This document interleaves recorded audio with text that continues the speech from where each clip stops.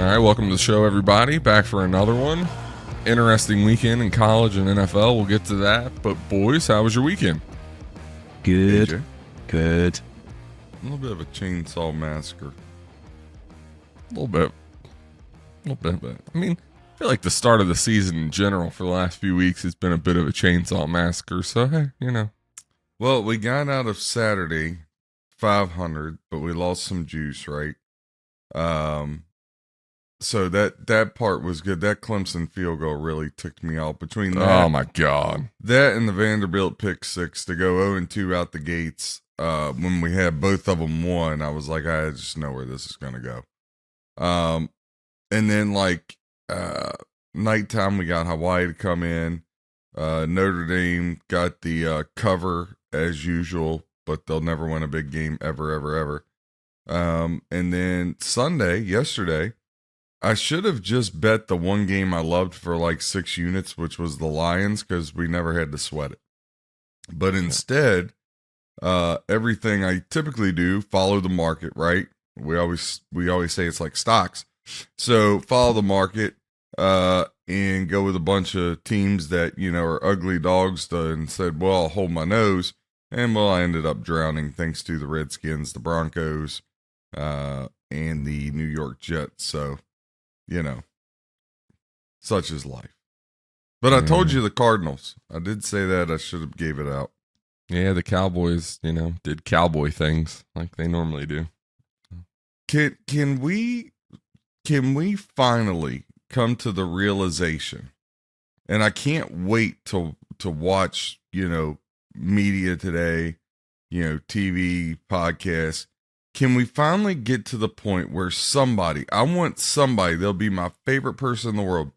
I want somebody to get on freaking TV and finally tell the truth about Dak Prescott.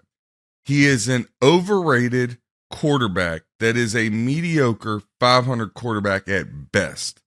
At best. And he will never, ever, ever, ever win a big game. Ever. Yeah, it's true. As Chris Tucker would say, ever. You're not wrong. I mean, yeah, that was crazy. And if one more person says Dallas Cowboys Super Bowl contender, I mean, just choke myself. Pretty sure I said before the season even started, there's no chance that's going to happen. It's just, that's not. Yeah. Dallas isn't going to do that, man. Come on. Yep. All right. So obviously we're going to talk college football. We're going to talk NFL, all that stuff. Let's give you a little MLB update, though, as we get ever closer to the playoffs. I figure we just run through the standings here really, really quick. Obviously, start with the American League. East, Baltimore and Tampa have clinched their spots for the playoffs. And then let's take a look here. If I can get my thing to work here. All right, and then Toronto's looking like they're +2 games right now back.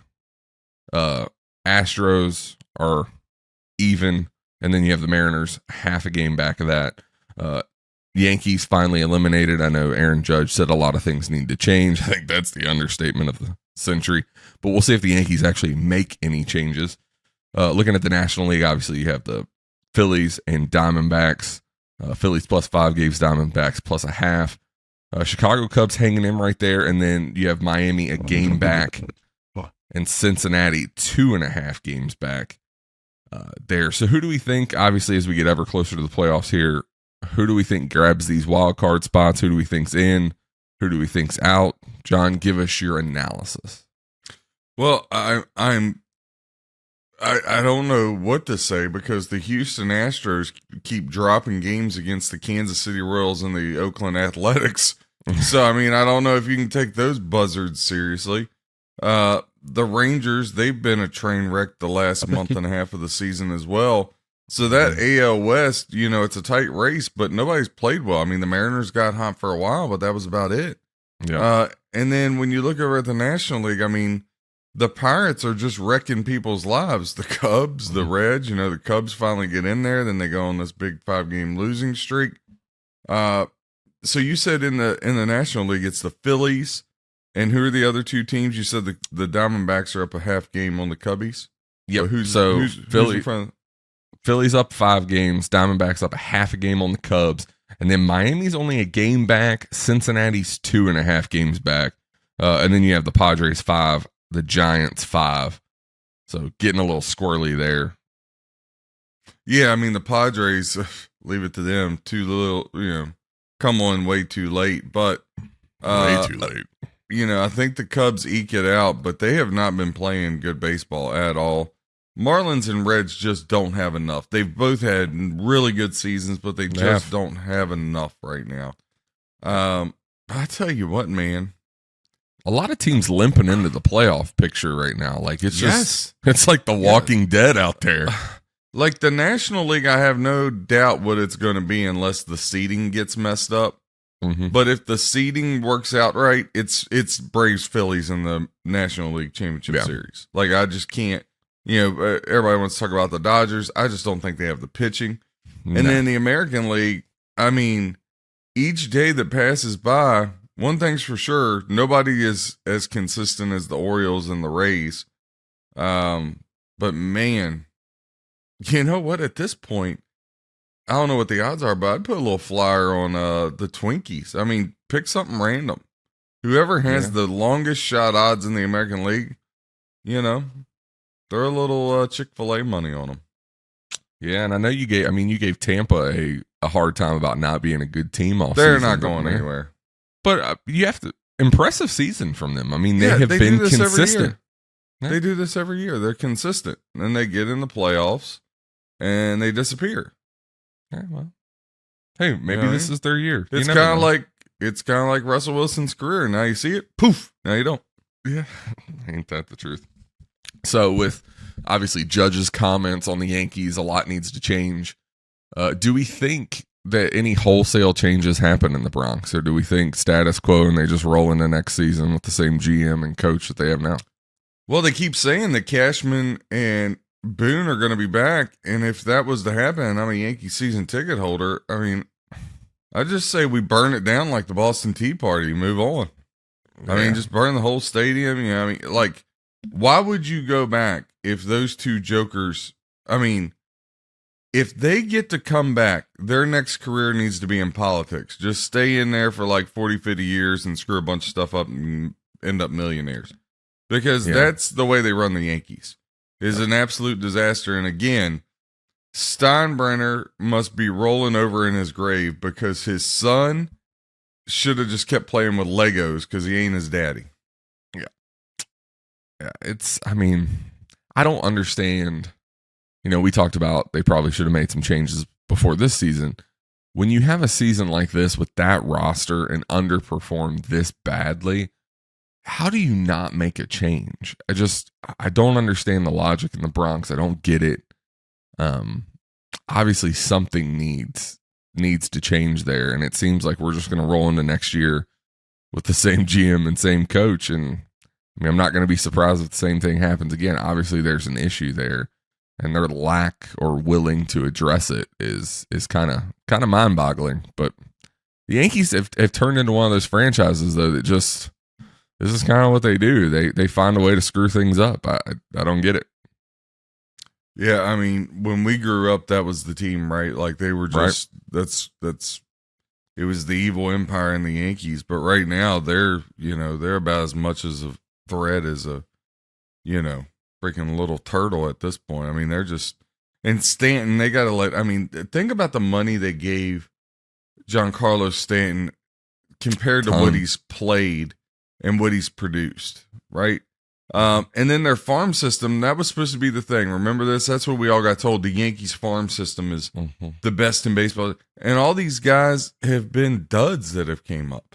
Yep. They've been absolute duds. So they have a lot of, I just don't know I don't know what you would see in Cashman or in Aaron Buffoon to say, let's run it back. I just don't, and if you want to put it on the premises of Judge's injury, look, baseball, to put things on one guy's shoulders that's not a pitcher, I think that's pretty unrealistic. I agree. Because if that was the case, like when I was a kid, Griffey Jr. and Barry Bonds would be in the World Series every year. Like it's it's just as much a team game as any other sport, maybe more, right? Because you got to remember, a Hall of Famer, gets on base 3 out of every 10 times.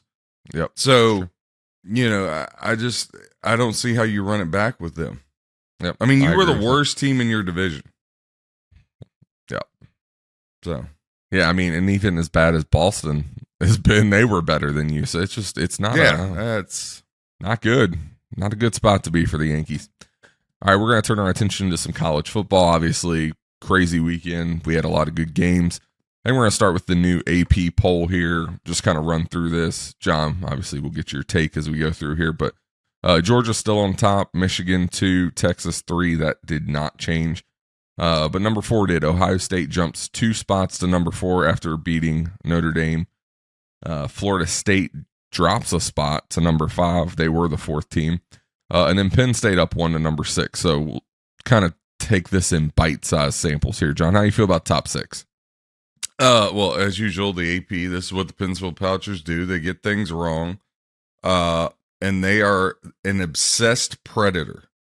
They are a predator that needs to be arrested and charged at the fullest extent of the law because they foam at the mouth for Ohio State worse than any peeping Tom ever in America.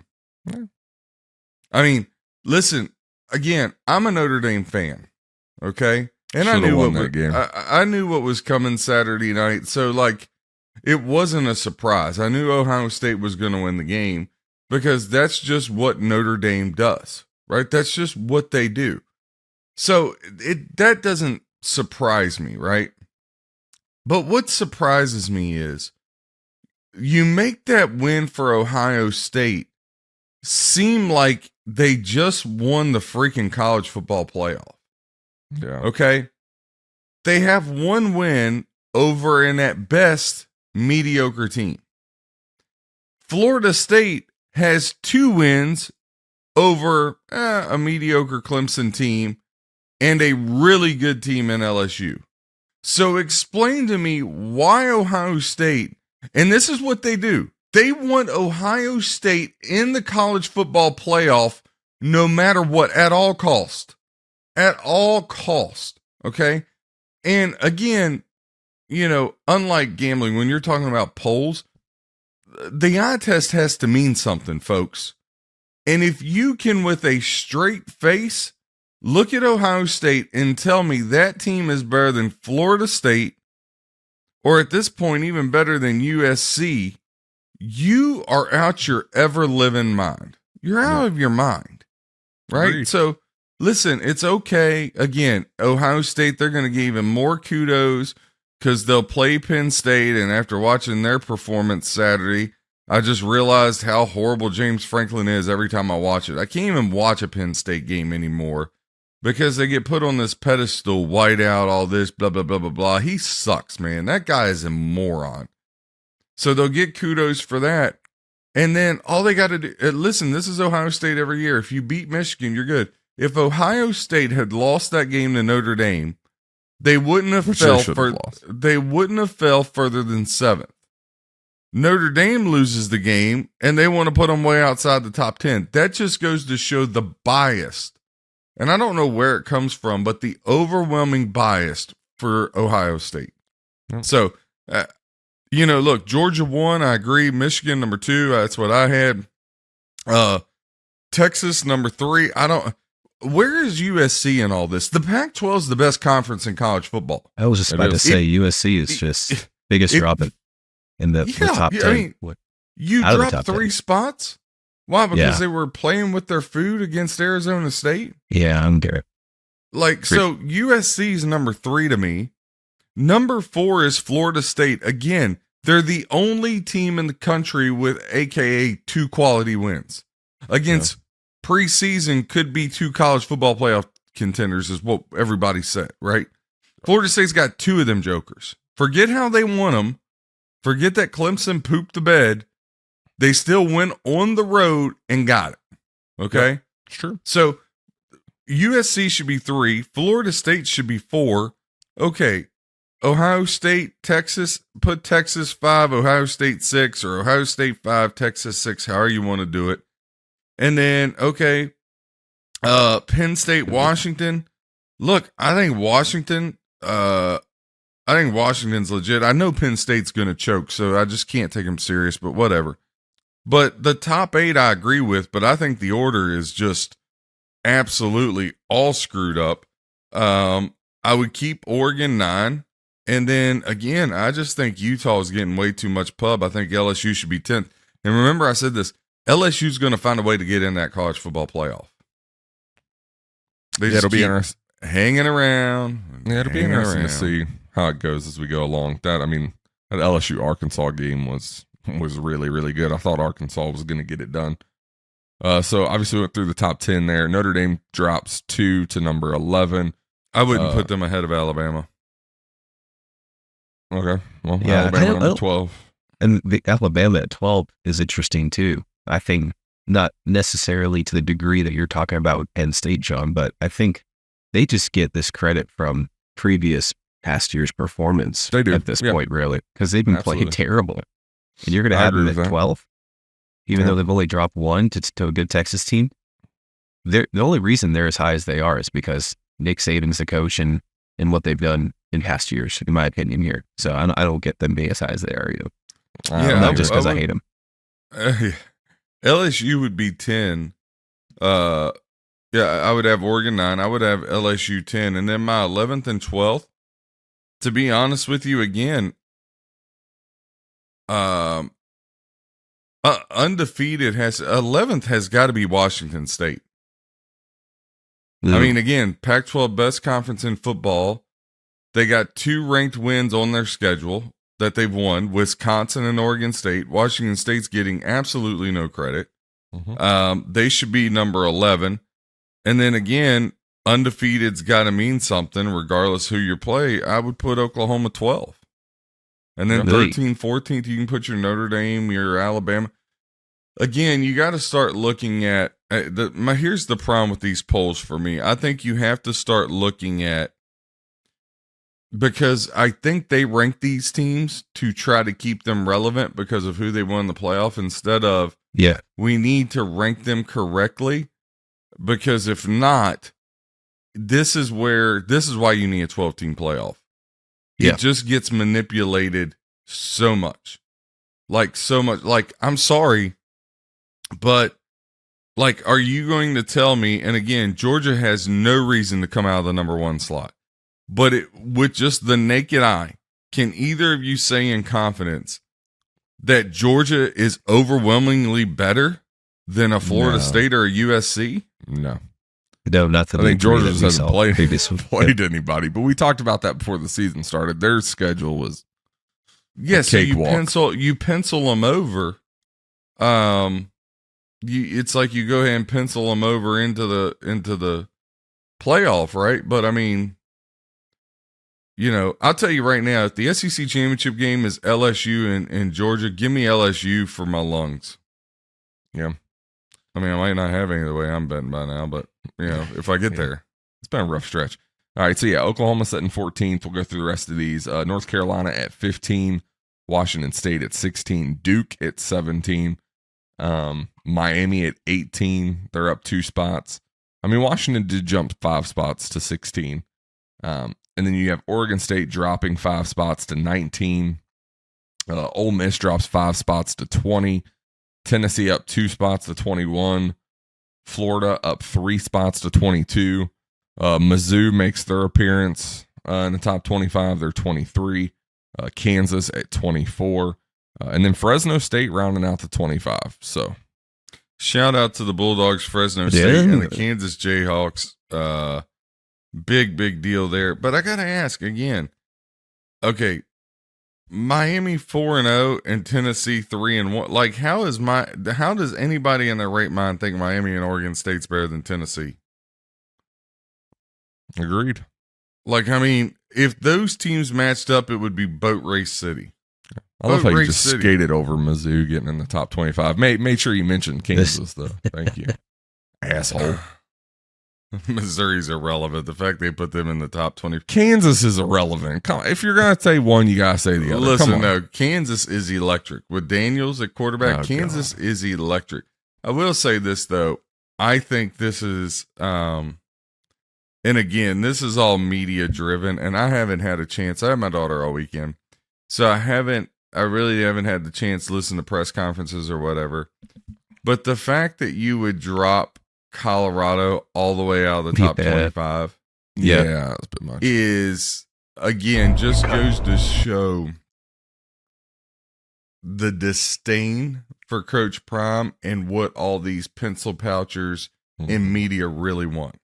Yeah, because they really want him to fail. They really want him to fail. Yeah, agreed. All right, so we're going to jump into some of these games, kind of talk about them a little more. Obviously, we talked about Florida State and Clemson here. Man, Clemson had every opportunity to win this football game, miss a field goal late. I mean, they led for the entire game. Florida State's first lead was when they took it in overtime.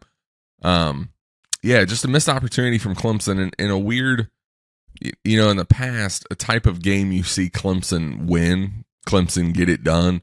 And man, Clemson just looks like they're all out of sorts right now. Cannot get it together, which is surprising. Well, look, first of all, that game never makes it to overtime, and Clemson wins this game by 2 scores probably. If the blitz on Klubnik that the running back picked the wrong side, and they knock Klubnik, blindside him, and pick the ball up and run it 60 yards for a touchdown. Yep. People forget Clemson was running the ball down their throat, and they're at least going to get a field goal there. Yep. But the way they were moving, I was like, it's touchdown city. But they're at least getting a field goal there. So that game, Clemson never loses that game if not for that, just amazing hit on the quarterback and scoop and score. And look, Klubnik, you say, well, if he doesn't fumble, I mean, look, man, 9 out of 10 quarterbacks are going to fumble. I mean, he just got rocked. He got crushed. So Clemson would have won the game. I think, again, winning and losing in sports is like razor thin. Yeah, right? It is. And on top of it, of being razor thin, Clemson has had some great quarterbacks, man. And I can't stress enough, look at USC, look at Washington, look at Colorado, look at Texas, right? Why are these teams back in the fold? Quarterback play. Yep. Like, college isn't that different from the NFL anymore. Okay? It's true. It's all about the court. If you don't have a quarterback, you're going to have a really hard time winning. Like, if Notre Dame doesn't have a Sam Hartman, which, due to coaching and Marcus Freeman, one to flex his muscles on defense, cost them the game because of his horrible coaching decisions. But the reason they were even close was because Hartman was the quarterback. Oh, if you're Ohio State, if you're Georgia, if you're Michigan, if you're Alabama, you're going to get the majority of the good players every year. Yep. So for the other teams, you need an electric quarterback. And Clemson always has a great defense. But look, Klubnik, I get it. He was highly regarded, but I haven't seen the kid be, electric, so to speak. Like, he doesn't hop off the TV. When I watch USC with Caleb Williams, I watch Washington with Michael Penix. Even J.J. McCarthy of Michigan, when I watch those guys, they're electric. I mean, they hop off. When I see, Drake May of North Carolina, I'm like, okay, that kid can sling it, man. Like, and Clemson just doesn't have that, and it's hard to win without it. And Clemson and Florida State are both in that position. If you don't just drum people to death, one loss is going to do you in. Yeah. Unfortunately. Yep. Completely agree. All right, we'll jump to the next one here. Obviously, big game in Eugene, and Oregon just kind of boat races Colorado. I think we talked about this one. Colorado is a handful of pieces away here, and where that really gets shown, and where these teams like your Alabamas, your Georgias, your LSUs, where they separate themselves from everybody else's in the trenches, right? Offensive, defensive line. Yep. And you saw that really apparent for Colorado, just not big enough up front on either offense or defensive line to really compete against some of these bigger teams like in Oregon. And I really think in college football, that's where the separation is. I mean, you have good quarterbacks and good skill position players at a Colorado or at a Washington State or at a place like this. But when it comes to playing the big boys, where everything is won and losses in the trenches still, and Colorado is small up front. And I think that was, extremely evident in that game. And I think that was really the difference maker. I think Colorado has some great skill position players. I think they have a really good quarterback in Shedeur Sanders. But man, up front, just a little too small. And Oregon, kind of flex their muscle and enforce their will, I think, more up front than anything else. Look, Oregon has always had a really good defense, and Oregon has always had a great offensive line. The Ducks have always ran the ball, no matter if it was Joey Harrington's teams or Marcus Mariota's teams or now Bo Nix's teams. Oregon does what they do on the ground. For Colorado, again, I mean, and look, everybody, it was the most highly bet game by far of the weekend. People taking Colorado money line. And when I saw that only 7% of the money was on Oregon, I wanted to play him, but I'm just not a guy that's ever going to lay 21. Maybe that's a bad part of my handicapping is I don't lay big favorites, right? Yep. I'm more of an ugly dog player. It's benefited me my whole life up until past start of this football season. So it didn't surprise me. I saw it coming in. Again, we talk about Eugene, but I think you hit the nail on the head. Colorado's just not big enough up front. And look, most of these teams have really good skill players, right? That's why they're skill players.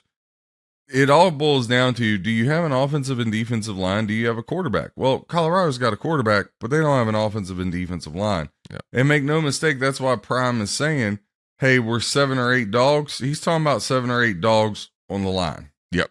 Absolutely. Right? And he keeps saying, hey, big boys, I got skill players for you, because he does, and he's always going to get those, right? He's always going to get a really good secondary. He's always going to get the wide receivers, the running backs, even after Sanders, he'll find a quarterback, a dual threat quarterback somewhere. However, games are won and lost on the offensive and defensive line. Look, that is why Georgia and Alabama have had the success they've had. And that's why Ohio State and Michigan are in the running every year, because they get the big boys. Just think about it. Back in the day, Wisconsin and Iowa, they would pop into these Rose Bowl games and all that, and it would be because these massive offensive, defensive lines controlling the football and running it. Yep, absolutely. And I think, you need to, obviously what Colorado has done to start the season has been incredibly impressive. You also have to understand, this is Coach Prime's first season. Obviously, he got some players in the transfer portal. He hasn't been able to recruit, so Colorado will continue to get better. I think they will get bigger up front, but this is year one of this, so got to kind of give them a little bit of leeway here, just because they are smaller up front. We knew that going into this. We knew that was going to be a struggle throughout this season. Some of these bigger games, we talked about it, but I think they will get better over time. And he will be able to recruit just because he is Dion. So they will get better. And I expect them to kind of bounce back after this one too, and look much better in the next game for sure. All right, we'll jump to the next one here. This was a really close game, man, a defensive struggle, but Utah edges out UCLA. What was it? By 7, by a touchdown. Ended up being a good game to watch, but man, just a defensive struggle. I mean, these defenses beat each other up. Yeah, UCLA's freshman quarterback play really showed up. Utah, I don't know. They don't look that good to me. Still no Cam Rising. Yeah, until he starts playing, I don't know what they are. Yep. Right? Because wins against UCLA and Baylor, they aren't impressive. So, mainly the way they've played, it hasn't been impressive. And then UCLA and Baylor, though I still stick to what I say the other day, UCLA's on the come up.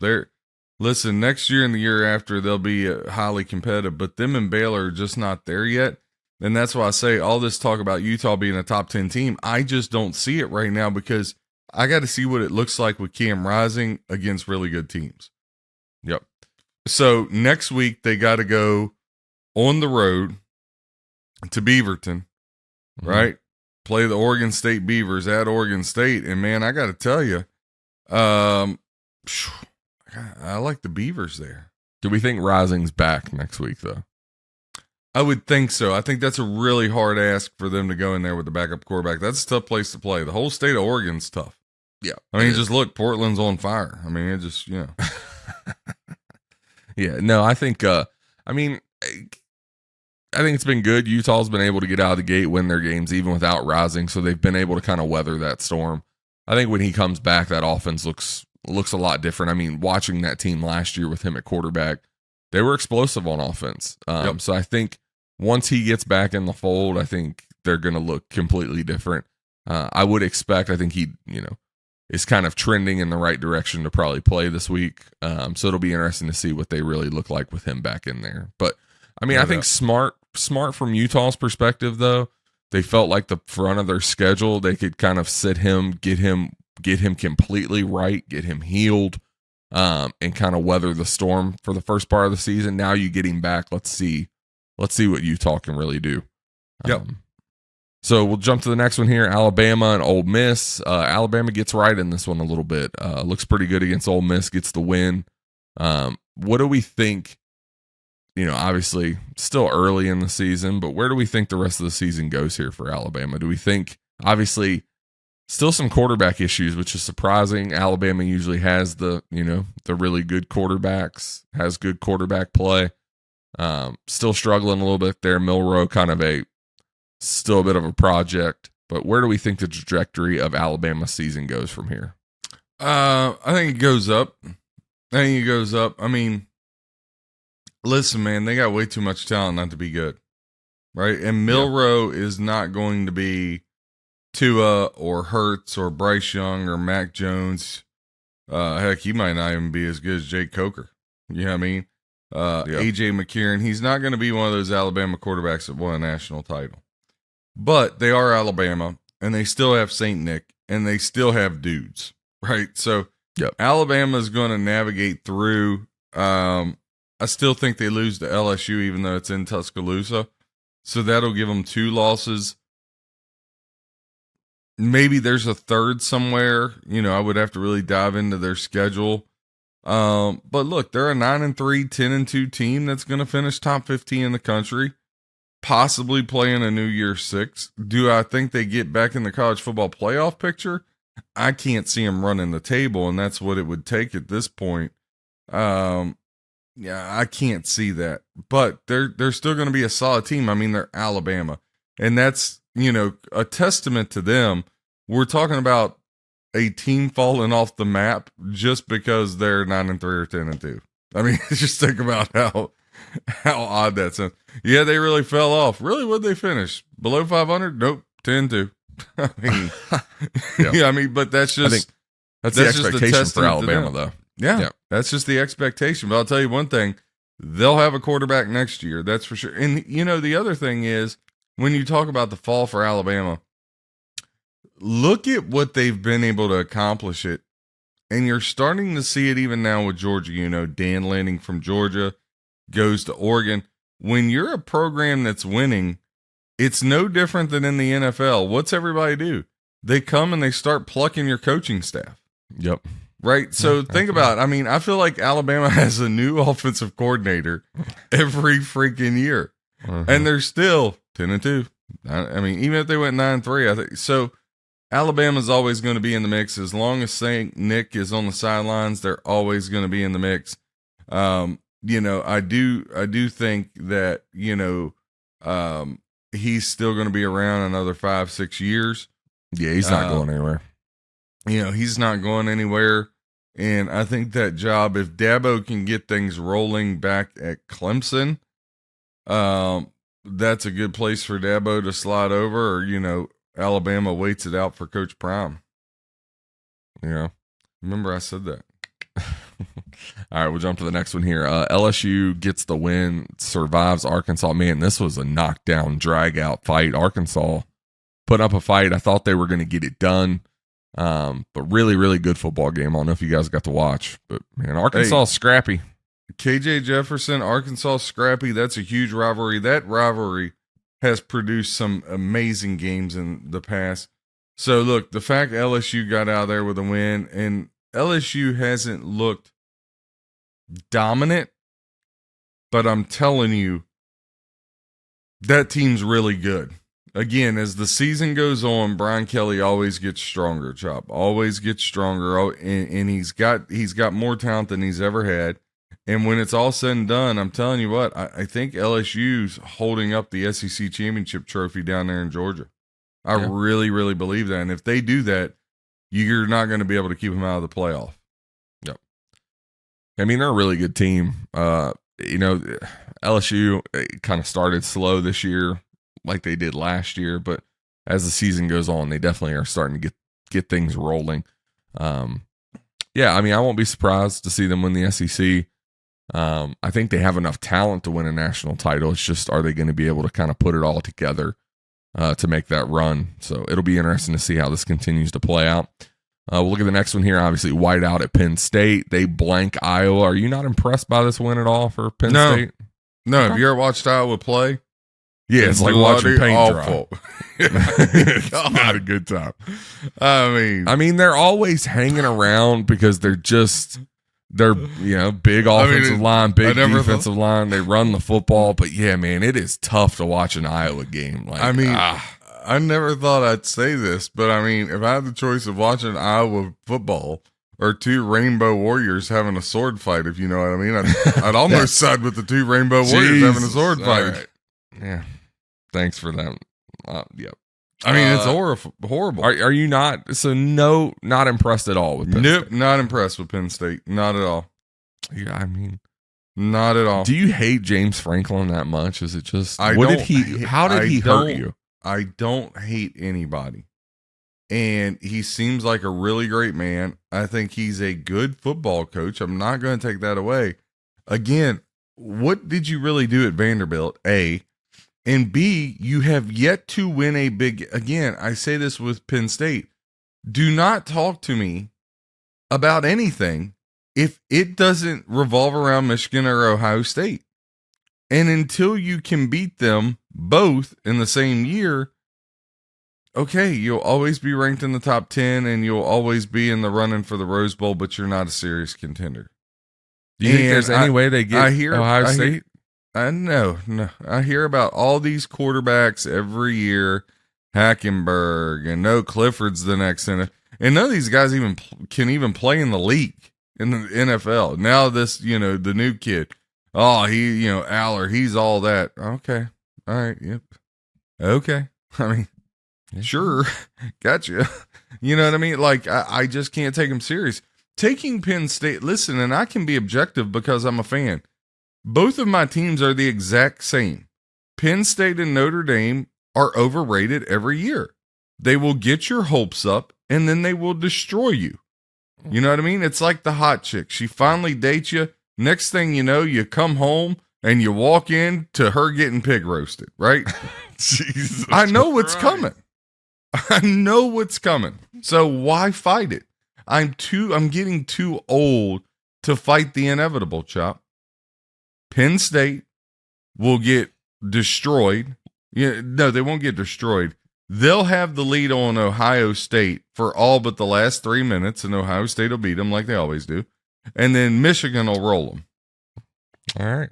Thank you for that glowing analysis. We appreciate it. And Notre Dame will finish with 2 losses because they'll lose to USC the same way they lost to Ohio State. They want to show off their defense and run the ball and try to be masculine and blah, blah, blah, blah. No, you got a quarterback. Throw the freaking flipping ball because when he does, he's hitting guys all over the field. But no, let's pound the ball. We got to show Ohio State we're tougher than them in the trenches. Okay, that worked out for you, didn't you? National title hopes. Notre Dame's first real opportunity. I mean, their first really, really, really true opportunity to win a national championship since freaking Joe Theismann and Joe Montana just got flushed down the toilet from piss poor coaching. Yep. Obviously, that's the next one we're going to talk about. We've talked about it a little bit on here. And as a Notre Dame fan, I've seen this before over and over and over again. A way to just find a way to lose a game. Early, they go for it on fourth instead of taking the points. I knew this was going to be a close game. Notre Dame's defense is really, really good. So I knew it was going to be close. You go for it on fourth there.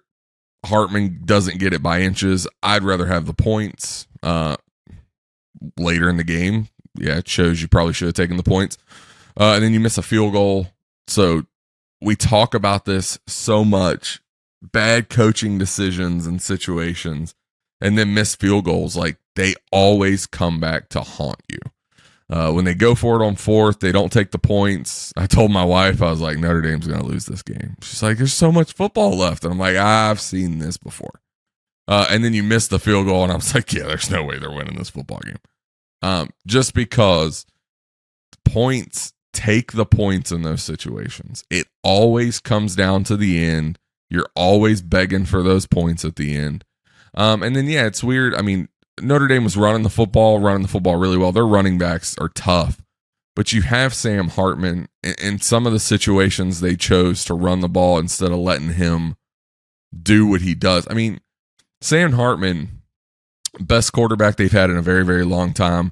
I would say one of the best quarterbacks in college football right now. I think the way he plays the game too, if you watch him drop back, goes through his progressions, he's going to be a good NFL quarterback. I think he's ready. He has the mind for it. So for Notre Dame to have the opportunity to have this type of quarterback that they haven't had in a long time and then to just squander it, heartbreaking to watch. I'm not surprised because I've watched them do it over and over and over again, but man, still tough pill to swallow. Listen, again, it's coaching. I mean, yep. And this is why outside of Nick Saban and Kirby Smart, but the thing Nick Saban and Kirby Smart do is they're defensive guys, but they realize that I need a really good offensive mind. Mm-hmm. And Alabama, if you go back for Alabama and Georgia, offensively, they gamble all the time because their defenses are so good. Yep. And I don't care if it's fourth and it, like, we have gotten way too in love. The Philadelphia Eagles have really ruined football. I'm sorry to, my future wife, Miss Dolan. But the Eagles have ruined football because this whole quarterback sneak thing is just out of control. It is. And I don't care if you got Barry Sanders back there. Okay? Again, what's the strength of Ohio State? Offensive and defensive line. And I get it. You just got to move them off the ball. It's only a yard. It's only an inch. If you can't get that, you don't deserve to win. I've heard it, and I've heard it, and I've heard it, and I've heard it. And listen, you got Sam Hartman. You got one of the 5 best quarterbacks in college football. Brady Quinn was okay, but he didn't have this team around him. No. Sam Hartman's the best quarterback they've had since 1979. It's not even close. It's not even close. And to not put the game in his hands until you need him to, and then when you allow him to, he takes you right down the field and gives you the go-ahead touchdown. Yep. And as soon as it goes back, I'm like, okay, the whole game, we're going to see, can Marcus Freeman, the defensive coach, can he step up? And on the last play, you can't even get 11 guys on the field, and you I don't even know what defense that was they were running. And credit, everybody can get lucky. And think about the McCord kid from Ohio State, throws a dart, right? He'll never make a throw like that again in his life. And so bad coaching by Marcus, he only has one person to blame, himself. Yep. He should really walk in, and his speech should have said, I'm so sorry for costing you kids a chance at a national championship, because that's what happened. And I like him. But I said this last year, and you were like, you're being too hard on him. When a guy loses at Notre Dame to Marshall, and when a guy loses and is in a dogfight with Stanford, I can't take you seriously. And then to know it's coming, to have it happen, to be frustrated, and then I got to get Ryan Day poofing his freaking chest out, screaming in the mic like he's the white Richard Sherman. Sit down and shut up and put some more Just for Men in your beard. Yeah. That guy, I can't stand him. I can't either. I can't stand anything Ohio State, but that guy. That guy is a buzzard. A straight buzzard. Yeah, it's bad. So, but look, hey, Ohio State, you got through your one big test, so now you can prop your feet up till Michigan. Yeah. So, thanks, Notre Dame, for ruining the college football playoff. Now it'll be all I have to hear. Look, I guarantee you, within 2 weeks, they'll find a way to have Georgia, Michigan, Ohio State be 1, 2, 3. Oh, the committee will find a way. They'll find a way. So if just kind of looking at the trajectory of Notre Dame's season here, if they find a way to beat USC, it's over. No, even if they beat USC, it's done. Yeah, because this just shows you the AP, they're down on USC. I mean, the best conference in college football. Yep. You can't give them a team in the top 4 again. It is the most biased thing in the world. It is. It's bad. The pencil pouchers, listen, you guys know this. I don't care if it's politics, sports, the weather. The media controls the narrative. Yep. And the narrative is, if Georgia, Michigan, Ohio State all have 4 losses and there's 3 undefeated teams, we're going to find a reason to justify to put those 4 lost teams ahead of the undefeated teams. Yep. So they're not going to give any credence. I mean, think about it. You only moved Oregon up 1 spot for that I mean, Oregon's got the most impressive victory in college football this year. Yeah. Technically against Colorado, but everybody's going to say, oh, well, see, we told you Colorado wasn't that good. Really? Because they won their first 3 games and nobody thought they were going to do that. I mean, their over-under win total was 3.5, folks. So, again, that just goes to show the bias. It's biased. Yeah, and listen, I don't have a disdain for Ohio State for any other reason than it's like, I mean, God, it's like Hunter. No, just no guns here. No cocaine here. No money here. And then Ryan Day scream it act like an adult, dude. Yeah. Oh, we've been doubted. Dude, you're in the top 5 every year. You get rolled and the committee goes to your defense every year to say why you should be. Shut up. Yeah. Shut up. You're the worst coach in Ohio State history. Just shut up. Hayes, Meyer, and Tressel look at you like you're an idiot. Just sit down and shut up. Well, he acts like an idiot, so. God. All right, we're going to turn our attention to the NFL. Interesting day yesterday. Favorites 8-6. Yeah, we'll kind of go through this. Hey, real quick, college football. Let me run through a couple games real quick. Go ahead. Slate. Yeah, so with the line. So Friday night's a really good night. Friday Night Lights. Louisville undefeated, laying 3 at North Carolina State. A lot of money coming in on Louisville early. This one I want to watch. Utah at Oregon State. I talked about this game. What do you think the line is?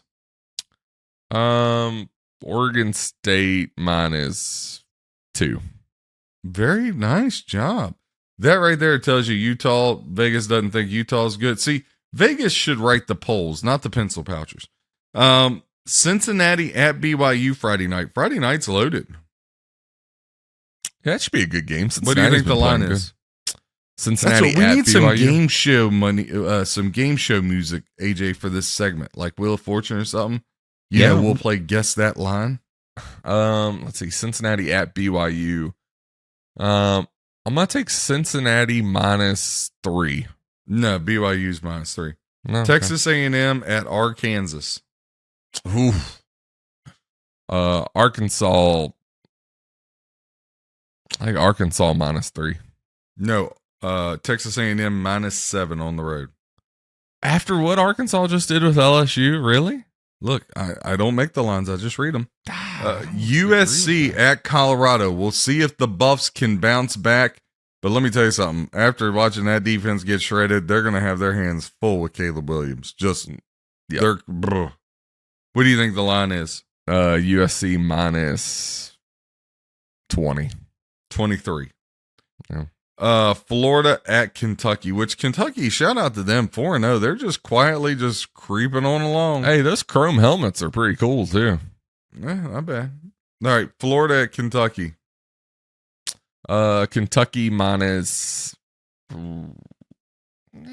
Kentucky minus 5. Kentucky minus 3. Who you like in that game, AJ? You're our SEC expert. I'm not as high in Florida as apparently the AP is. A lot of other people. So I like The Kentucky. AP in this. smoking crack. We know that, so not surprised. Yeah. Funny Penn that State- Kentucky Yeah, what'd you is, say about is not Kentucky? ranked at 4-0 and then favored in this game. It is at home, which is a tough place to play. Yeah, I see Yeah, Kentucky. Kentucky 4-0, not ranked, but yet you rank Missouri for God's sakes. I mean, Jesus. Oh, Sorry, Jesus Chop. Christ. Penn State at Northwestern. To show how great Penn State is. Penn State minus 14. 25.5. God. Clemson at Syracuse. Syracuse quietly 4-0 themselves, just stacking wins. Clemson at Syracuse. Well, it's a good Clemson matchup. minus 5. Clemson minus 7. Okay. I'm interested for this one, AJ. You guessed the line. Georgia at Auburn. Georgia at Auburn. Yeah, I think Auburn's sneaky. They are sneaky. They're sneaky. I think we could see them knock off Alabama potentially as well. But I don't think they're going to win this game. This 14? 16. Very close, young grasshopper. That's 16, really? Yeah. Yep. Choppy. Michigan, who looked a little choppy against Rutgers. Michigan at Matt Rule in Nebraska. Oh, God. it. Michigan minus 17. You're very good. Minus 18. You guys are getting good at this. I'm learning you. Yeah, we're Big getting there. game. Big game this week. Kansas at Texas. I want to Ugh. watch this one. I never thought I'd say I mean, if this were basketball, I'd be all over it. Two great basketball programs, but they're going to duke it out on the football field. Kansas at Texas. Yeah, Texas lost to Alabama. minus 7? Texas minus 7. AJ, what say you? Ooh. At Kansas? No, These it's at teams Texas. typically At play Texas. each other really Ooh. close. No, I think we give them more. Minus 10, I'd say. Texas minus 10. Minus 7, minus 10. Well, guys, right now, I haven't did the work. This is just naked eye. Wake up Monday morning. I'll start doing the work this afternoon after I watch my shows, kind of regress from the weekend. Texas laying 17.5. Good Wow. God. Don't these teams usually play each other really close? The naked eye just says, look, Daniels has got to be able to keep it within 17. Yeah, I can't believe I'm saying this. I like Kansas in that. It's a lot of points, man. All right, Let me I'll check. let y'all guess the line on this one. Missouri at Tennessee, School of the Deaf, Dumb, and Blind. At the what? School of the Deaf, Dumb, and Blind of Tennessee. You talking about MTSU? Oh, no, they're a good team. I'm talking about Vanderbilt. Oh, man. Oh, God. Mizzou. Where kids go to get smart and forget all athleticism. Mizzou minus 13. Very Stole good. mine. Mizzou's minus 12. Yeah. That should be their new slogan. Y'all like that? Where kids go to get smart and forget all athleticism. Just keep LSU making doctors. at yeah, Just focus on making doctors at this point. yeah. It's like giving Harvard a football team, you know? No Yeah. thanks. LSU at Ole Miss. Ooh. LSU minus 7. Oh, Minus 2.5. wow. Okay. I think we see a bounce back from Ole Miss here. Yeah. I think they come back Could Ole and Miss play LSU get tough. sneaky and get a win here? Could. I absolutely think so. I think Auburn could actually maybe play the upsetter against Georgia. Yep. I just have a see that feeling too. Georgia has not been tested at all, and this is not the same Georgia team, people. It's not Really the isn't. same that we've seen the last few years. Don't be Nothing that surprised if impressive. somebody picks them off. Picks off who? Georgia. Oh, yeah. Notre Dame at Duke. Oh, that's tough. Again, two schools that should just stick to doctors and basketball. Notre Dame -6. Yep, hit it on the button. South Carolina Thanks. at Tennessee. Oof. What do you think, AJ? Tennessee -8.5. 11 and Tennessee. a half. Well, 11. Yeah. Okay. I was trying not to get intimidated. I was thinking 10. 3 That's gonna games be- here left. Again, with the naked eye, this one hopped out at me. Washington at Arizona. Washington's laying 18. I love the dog here in Arizona. Yeah. But again, I got to do the work. All right. Last two, a serious and then one that's really serious. Alabama at Mississippi State. It's going to be a really good game. Alabama -3. 3. Well, 3. AJ, what say you? I'm going to say 7. -7 Alabama. Alabama laying 14 and a hook. Good God. Wow. Why? I know Mississippi State jumped out to me. Alabama, like that big game. emotional win. Yeah. I don't think you should be favoring Alabama by that much against any SEC. I mean, unless Nope. we're talking Vanderbilt here. Yeah, Like, Vanderbilt, they- which one? easy, folks. Let's Yeah. calm it down. And this next one, I want to plug on a serious note the Concern Hotline here in Winchester. Yeah. Okay. No, they do a lot of great things. They do a fish fry. Rusty Holland, good friend of mine, runs it. It's a hotline for people that need help, people that a lot of people that are like suicidal. So it's a great organization, but they need to set up shop all over the nation with these, because anybody that turns on this Michigan State Iowa game is on suicide watch. Because if you Yeah. watch that game, the only thing happening after that is a tombstone pizza and a rope. Just saying. God. So, Well, there Please goes don't Tombstone's call off of sponsor. work. We're going to need you at the Concern Hotline Saturday for anybody that, for any ungodly knows reason, would turn the channel and leave it on Michigan State versus Iowa. Yeah. What if the TV just gets like stuck on that channel and they can't turn it? There's got to be Golden Girls on somewhere. I know, but what if it's stuck and they can't change the channel and they You are grab a forced to watch baseball bat and you treat it like The Exorcist and you just destroy your TV. it? Gotcha. I just wanted to clear everything If up. I had to watch that football game, I just don't know. Again, tombstone pizza and a rope. Do you think there's ever a point where Iowa is like, maybe we need a quarterback and need to start throwing the football? Is that like, it's worked? Yeah, Wisconsin looked better. Their offenses look better. Do we think Iowa finally like wakes up and is like, the only way we're going to ever win anything is with the passing game? I don't know, but poor Kirk Ferentz, you did a good job. But I mean, at some point in time, dude, like, this isn't the wishbone anymore. Dear Yeah. God. Yeah. You know what's been frustrating with, speaking of the TV getting stuck on games, is this multi-view has not been as impressive as I was hoping on YouTube TV.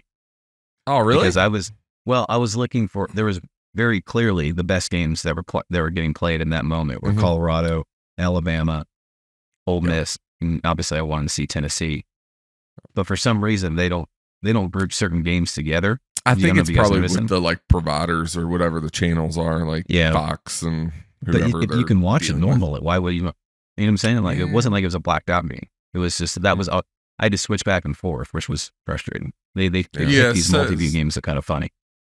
Yeah, it's Saturday night. I finally just put it on Notre Dame and Ohio State because they only had one multi-view option for that. Like, it really needs to get to where, okay, you can pick the games you want. Like, again, I don't need somebody else, especially for a better, right? Like, why do I want 3 games that I got some, and then the 4th game means nothing, right? And the other thing, you need to be able to pick your own multi-view, whether you want 2, 3, or 4. Right. You could do that. I mean, you'd be in there like swimwear. Here, little Dolan says hi this morning. I think they'll get to the point where they do that. I think they can do that with the NFL, right? Somebody told me you could select the games you want if you have ticket. I could take it, yeah, I think so. Yeah, so maybe they will get to the point with college. I mean, I was sitting here Saturday night, and I had DirecTV for years, and I've made the switch to YouTube. And I was counting the amount of games that I could watch on YouTube. There was like 13 games I could watch on YouTube TV. And I was like, good God, like, you're never going to run out of football options with YouTube TV. So YouTube TV, impressive. If you're looking for somebody to sponsor, we're your podcast. No, why would they pay us at this point? It would be free sponsorship at this point. That's also true. Yeah, maybe we need to change our strategy up a little bit. Yeah, with YouTube, I mean, if you have a setup with like 3 TVs, you could have 12 games going. That would be pretty sweet. Yeah, it's awesome. I love it. All right, let's jump to some NFL. Obviously, Thursday night we had Giants at 49ers. 49ers roll here. 49ers really, really good. We thought they would be. Brock Purdy, he's looked pretty good to start the season. And the Giants just look like hot garbage, man. I don't know. Like, what? I don't even know what you do with that team.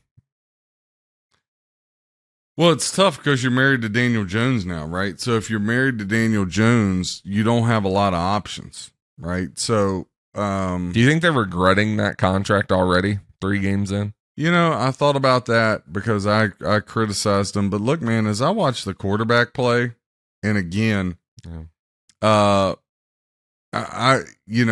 heard somebody else say this 2-3 years ago, and I really thought about it, and I was like, man, that is a really highly intelligent thing to say. And that's what I would do.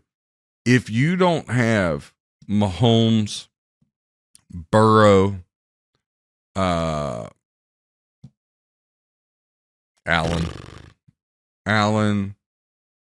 even though he hasn't played well this year, Lawrence,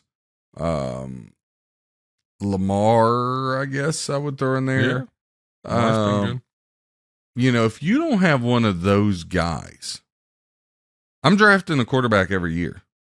Every year. So, like, and again, everybody's going to, like, be all up in uproar, but, like, Miami, again, I said this, if Tua could stay healthy, they're a huge Super Bowl contender. He could win the MVP. But because of his health stuff, Miami should draft a quarterback every year. Yeah. Pittsburgh, okay, I get it. You just drafted Kenny Pickett. Keep drafting the quarterback every year. Daniel Jones, I get it. You paid him. Keep drafting the quarterback every year. Yep. Dallas, because here's the thing. When you look around the league, man, there's not a whole lot of good quarterbacks. There's not. A handful. For you to get stuck on, and I think it's more and more true the more I watch, like, look at San Francisco, right? And look at Philadelphia, though Philadelphia is going to start to digress a little bit because you gave that big bag to Hurts. I'm not, unless I got an elite guy again, an Allen, a Herbert, a Mahomes, or a Burrow. I got one of them. Okay, I'm cool for the next 10 to 15 years. Yep. But I would rather spend my money on the rest of the, 52 guys. And that 53rd guy is Brock Purdy. Yeah.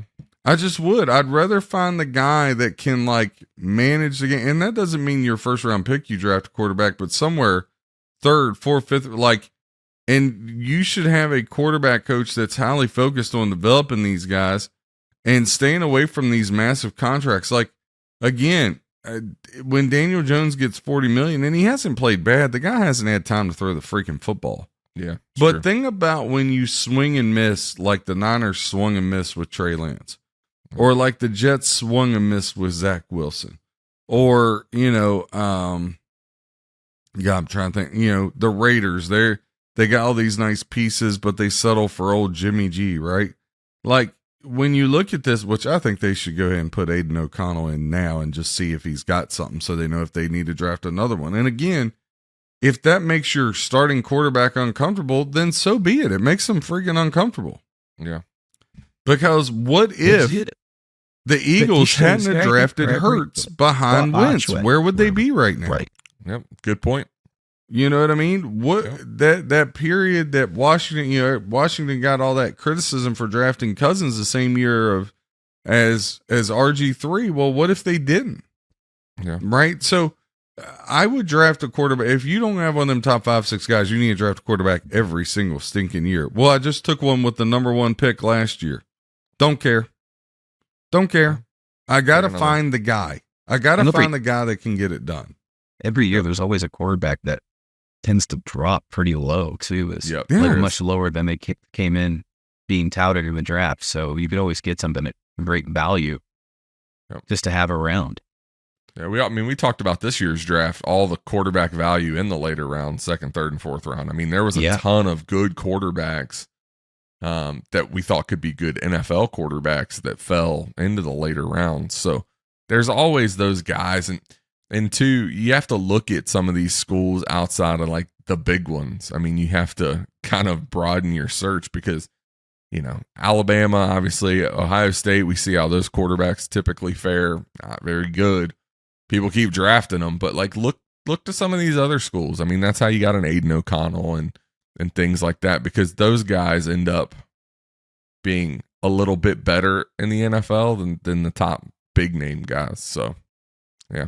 Broaden your search a little bit. I will say credit to Tennessee. I mean, you have Tannehill. He can get you a couple wins, right? Yeah. He could get you in the playoffs. I mean, they've won a couple divisions with him. But they drafted Malik Willis. AJ's face. They drafted Malik Willis, right? Yep. So that was, I understood. But look, credit to them, even though I think Levis is a bust too. I think they swung and missed on Willis and Levis. I wouldn't have drafted either one of them, but I love the psychology. Yep. All right, we drafted Willis. All right, now this year we're going to draft Levis. Guess what? This coming year, they need to draft another one, right? Yeah. Just if you listen again. Yeah, why not? Yeah, I mean, again, and it's a great year, AJ. You're going to have top 6 quarterbacks, but you're still going to have guys in that 2nd, 3rd, 4th, 5th round. Right. That can do something. So I would draft again, if I don't have one of the top 5 or 6, I'm just letting my quarterback room know you're on notice. Unless one of you guys hop off the screen, there's going to be a new guy in this room every single stinking year. Yep. I'm going to spend my money on offensive, defensive line, bad middle linebacker, and some dudes on the outside. That's where I'm going to spend my money. I'm not going to spend my money $40 to $60 million on a quarterback if he's not Hall of Fame material. I'm just not doing it. Just not. And that's why when you look at the scope of it, and I don't want to get too deep into this conversation because I know Chop and then Jake will come out of nowhere and the two of them will burn this podcast down to the ground. No. But I don't see how you cannot say San Francisco is by far and away the best team in the National Football League right now. And they got a guy that's Mr. Irrelevant. I'm not arguing that. They look really, really good. So not getting an argument out of me. All right, let's look at Sunday's action. So Bills at Redskins. And, well, we finally saw who Sam Howell really is. 4 picks for Howell. The Washington offense looked like they never even made it off the bus. And the Bills roll here. John, you had a clip this week on YouTube. I don't know if you saw it, about talking about how bad Sam Howell was. And you took a lot of heat, right? Oh, yes, A lot of people were like, hell, they're 2-0. Sam Howell looks great. How are you dogging on this guy? Well, this is why he sucks. Come on, folks. Like, don't be a prisoner of the moment. They started out 2-0. They didn't look great in the first 2 games. Let's be realistic. And then Sam Howell falls back to earth. 4 picks. Look just like hot garbage. So vindicated, John. Nice job. Yes, I was attacked wrongfully. Yep. Just like O.J. Simpson was attacked. Oh, easy. Oh, boy. Just be like careful former president hills you was pick attacked. to die on. And actually, a good buddy of mine, shout out Ryan Rutz, love you, buddy. He was like, dude, he texted me out the blue. He goes, what are you talking about? Sam Howell. I was like, first of all, you're a Tar Heel fan, so I don't want to hear anything you got to say about quarterbacks. You know what I mean? Just because y'all got Drake May out there, don't act like y'all are freaking quarterback you first.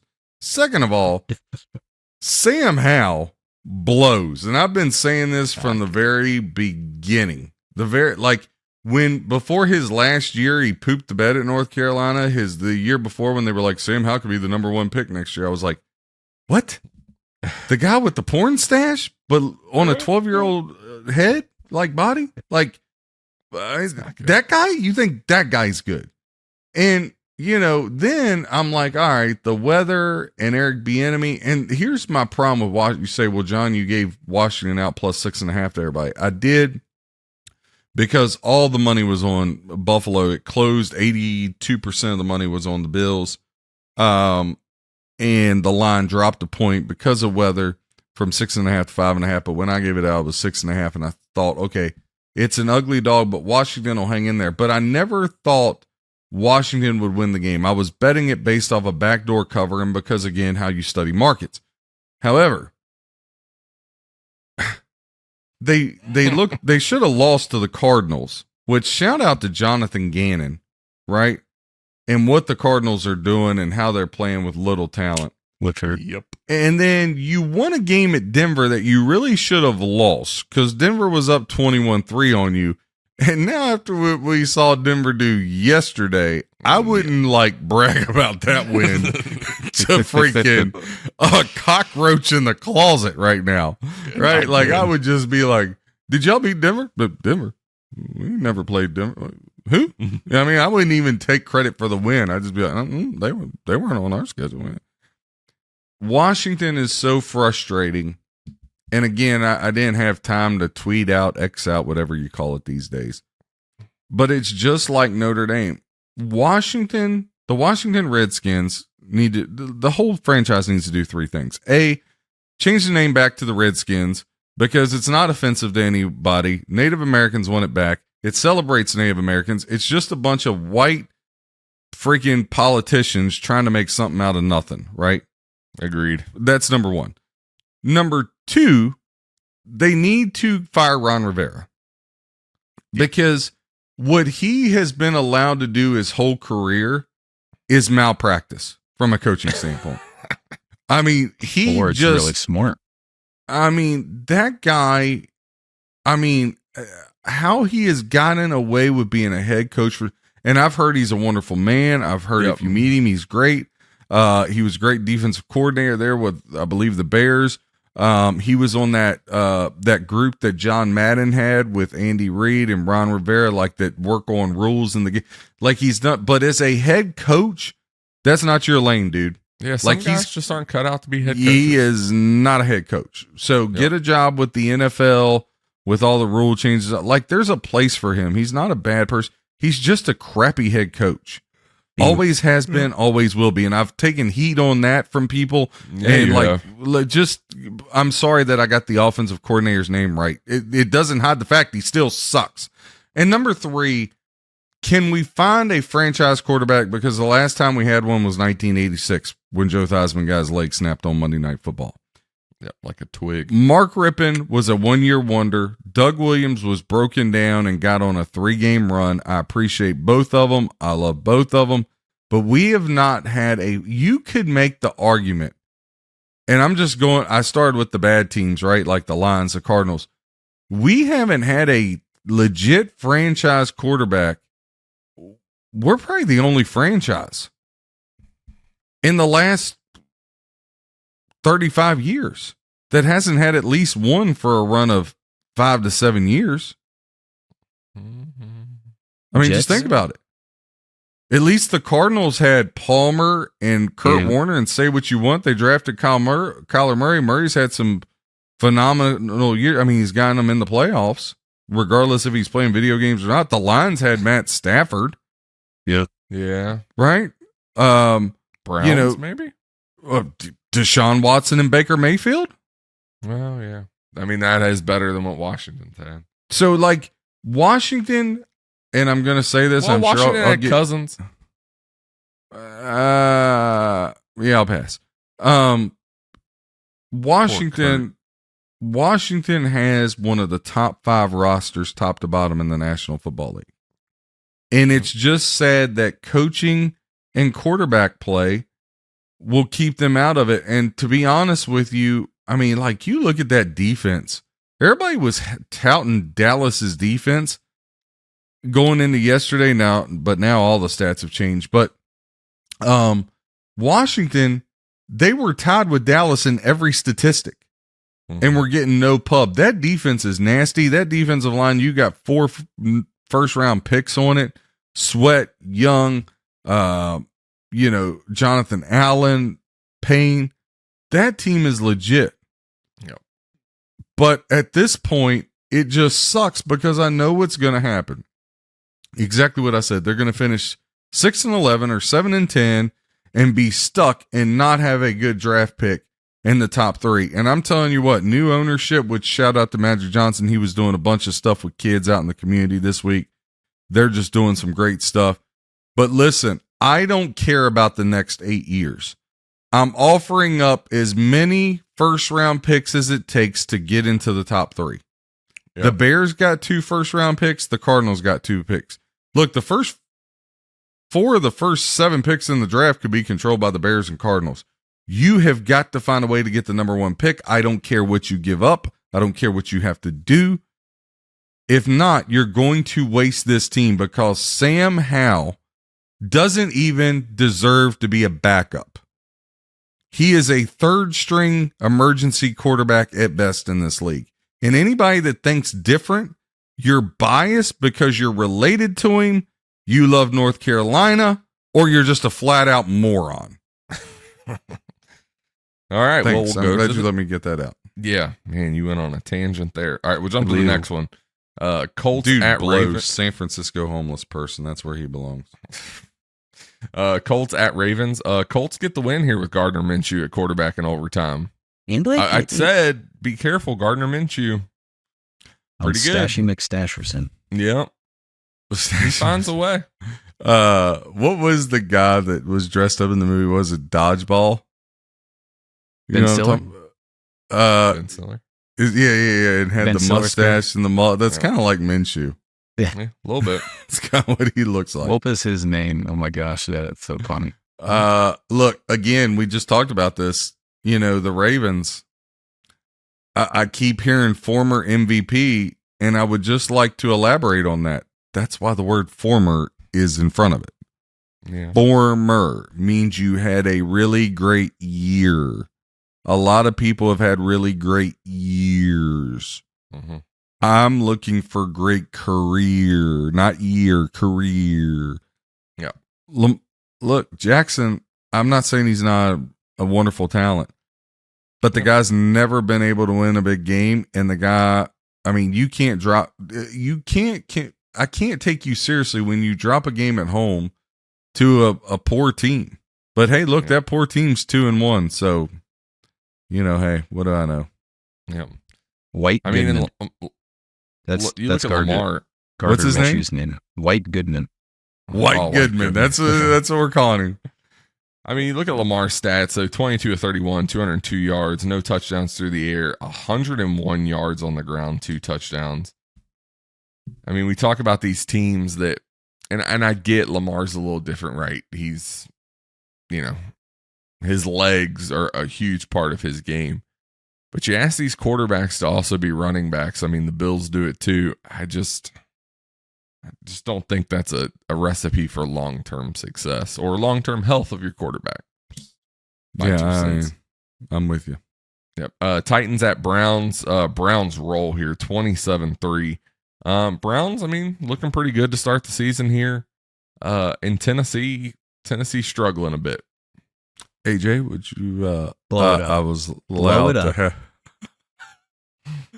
You told me before the year. You told me, how can you say that? I mean, when Derrick Henry runs for 20 yards, you're like, you John, problems. no, you can't blow it up. You got too many pieces. That's what you told me. No, I'm just kidding. Look, at this point, I'm just as long as we sweep the Jags, I think we can still win the division, actually. But the offense looks really out of sorts. 5 sacks on Tannehill too. Yeah, I mean, offensive line. We talked about this last week, John. Like, it's just there's so many. I mean, Skoronski was out yesterday too, which was a big, a big hit. And so, until they get the offensive line to be able to protect, it doesn't matter who's back there. I mean, and I'm not giving Tannehill any credit.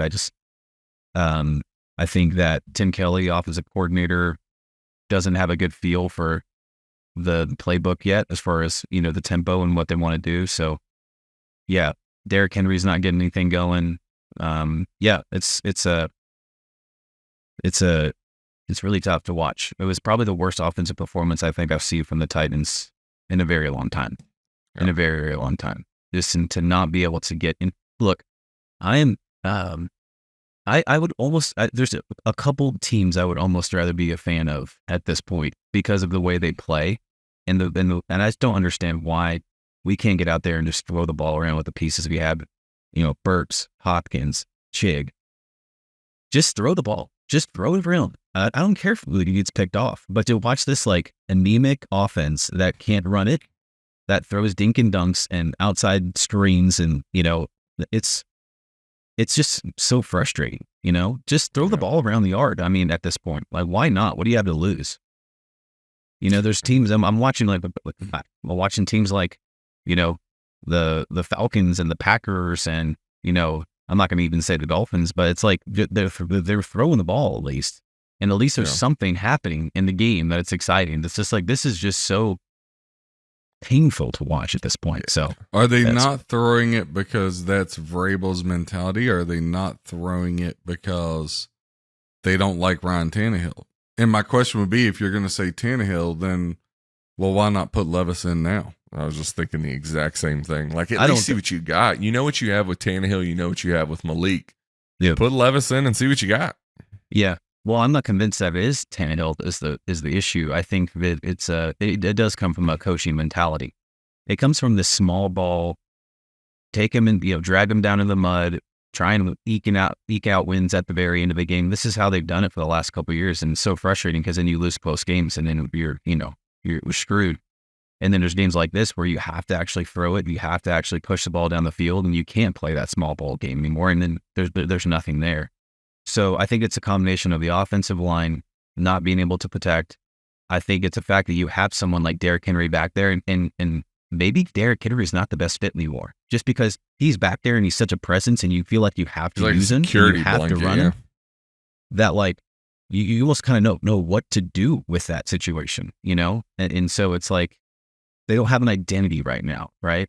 They don't have an identity that is like this or that. They're kind of in this in-between stage, and they can't figure out how to use the pieces they have. And that goes on Tim Kelly, I think, and that goes on Vrabel. So, I mean, I love Vrabel. Yeah. Is he the answer in Tennessee? Well, I'll first of all, I agree with everything you said, AJ. I'm not convinced Tannehill's the problem. I do think this morning is a good opportunity, buy low, sell high, so to speak, as we say in the stock market. The Jets should totally pick up the phone and call for Ryan Tannehill, because they could probably get him dirt cheap right now, especially after yesterday, right? However, with that being said, I think I like Vrabel a lot. I do too. But this is what makes Nick Saban so great.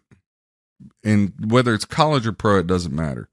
The game has changed, guys. We all know it. It's talked about all the time. You cannot play defense like you used to play defense. Like, the way the game is set up, it is set up to your defense is considered great if you can hold a team under, 27 points, right? Yep. It used to be keep them under 17. So the game has changed.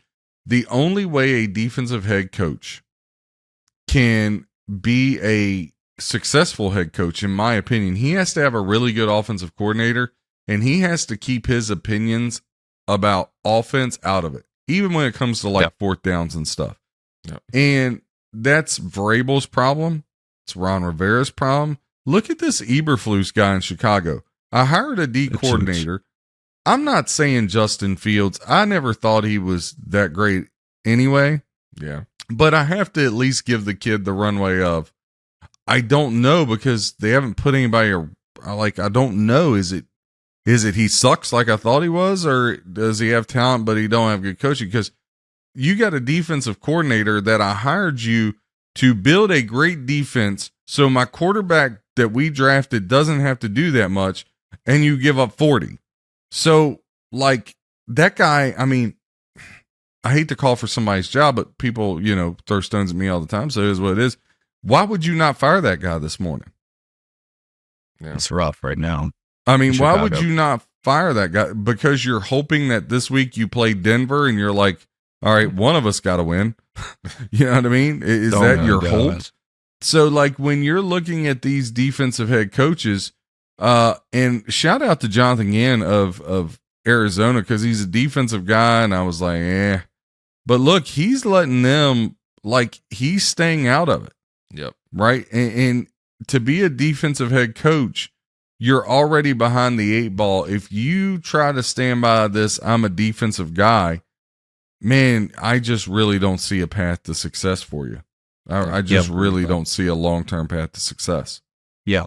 Yeah, and I'm not certain that's the case in Tennessee, but I agree with you. And I think Vrabel is a great coach. I think he brought Tim Kelly in. I think he hasn't had enough time to really allow him to do the things he wants to do. And again, I just think until Tim Kelly's able to put his stamp on the identity of what this offense is going to be with the players he wants, and nothing on Derrick Henry, he's a great player. I mean, he's my favorite player on Titans, but like after the last couple of years, it's just like, it's not necessarily a rebuild. It's a rethink about your strategy and the type of team that you want to be, And so, yeah, but Vrabel's got their defense playing great too. I mean, it's on the defensive side of the ball. It's just actually secondary looked pretty terrible yesterday. Anyways, enough about the Titans. Hey folks, this is the most Tennessee Titans news you'll hear on any show nationwide. So there you go. This is what we have to offer you, busting chops and calling shots, right? Yeah, we try to make sure you get to talk about your Titans. Okay. Yeah. Oh, well, hey, look.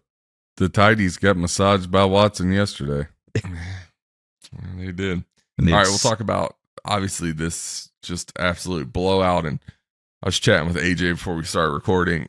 I don't know if this is as much that the Dolphins are this good or that the Broncos are just this bad. Broncos obviously lose to the Dolphins 70-20. I mean, just absolutely atrocious performance by the Broncos. Sean Payton, obviously first year there in Denver as the head coach. What was his post-game press conference? I got to see nothing I saw one little clip. He was pretty feisty. Obviously, I'm sure he's not happy. I mean, great win for the Dolphins. We know their offense is electric. We know Tua, we talk about this, if he stays healthy, they're going to be really, really good.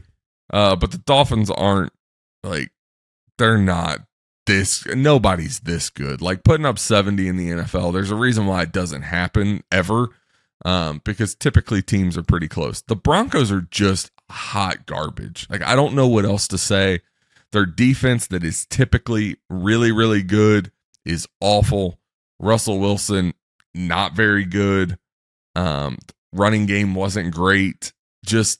They didn't get off the plane. It just really, really bad. So great win for the Dolphins. I mean, a lot of points. Offense looked like a lot of fun, but I think this is more about how bad the Broncos really are than the Dolphins are that good. Yeah, look, we were on the wrong side. Miami, you think? Yesterday. Yeah, I think that's the understatement of the week.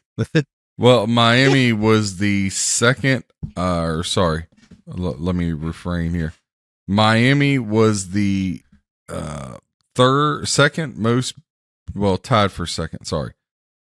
the second most bet team. The 3 most bet teams yesterday won. Buffalo, Miami, and Seattle all covered. And we had Denver and Washington were on the wrong. Typically, that's a good side to be on. But, this Denver thing, man, Miami's just trying to run the ball and run out the clock, and they're still breaking touchdowns. Yeah. Again, I didn't get to see anything. I church, watched about an hour of football, then went fall league basketball, then had my daughter. So finally, when I sat down last night, I sat down to watch the Raiders Steelers. Why I watched it in its entirety is beyond me, but whatever.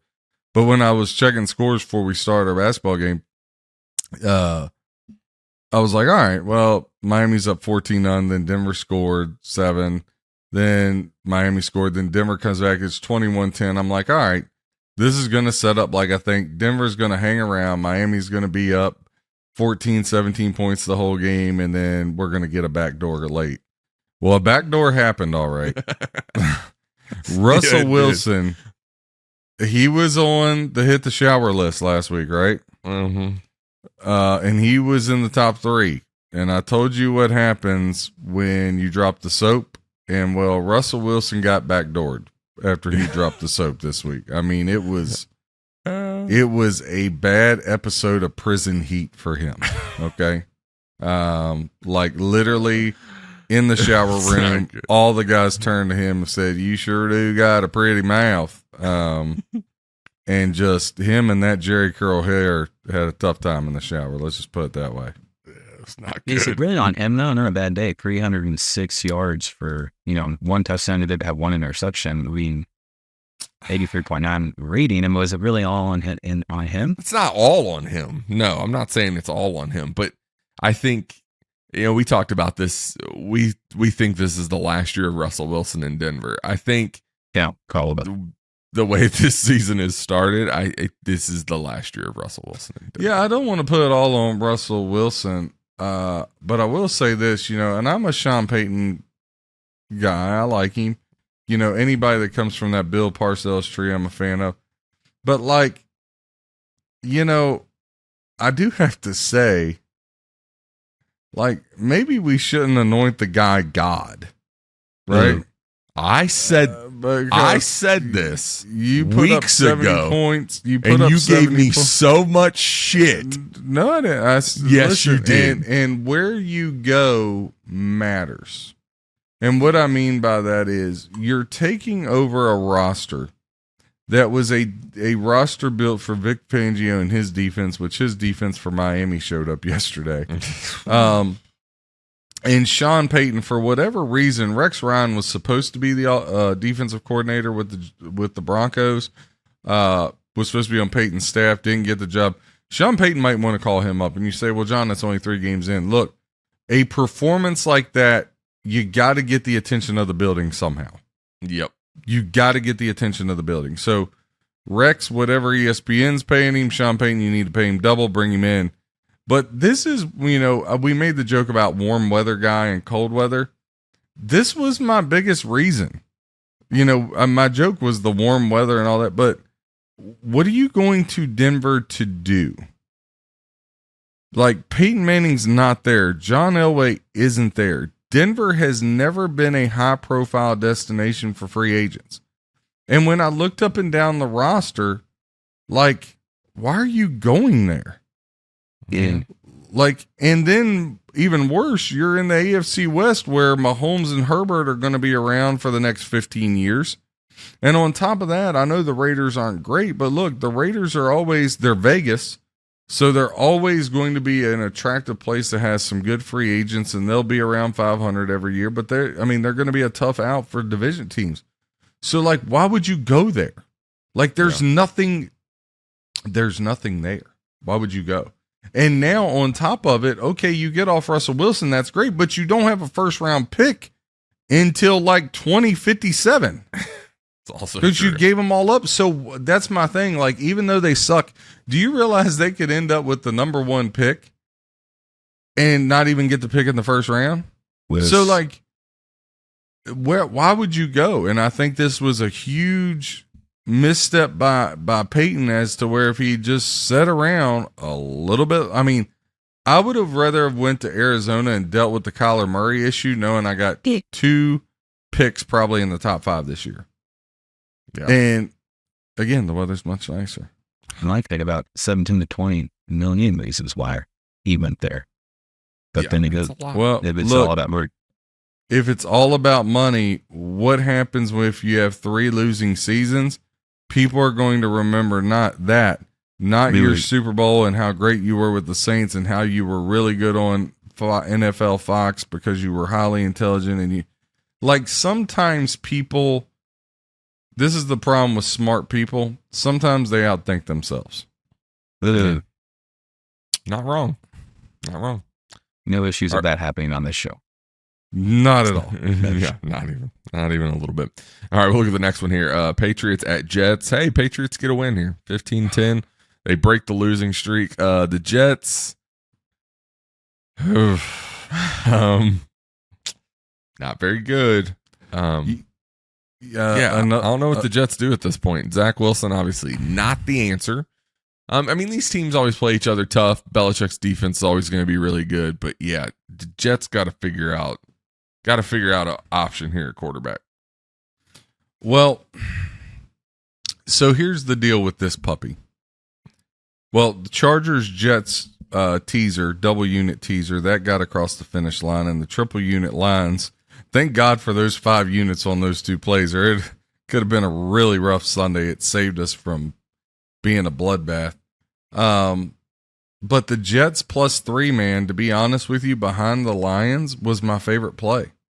Yeah. You know, everybody was talking about the streak, but when I looked at them, like, you know, bad weather, Jets going to run the football, but I forgot a key component. I forgot a extremely key component. And it wasn't Zach Wilson. Oh, no. It was your old pal, Elmer Fudd Hackett. Oh, yeah. Oh, Elmer Fudd Hackett. All right. Not because very good. That guy, again,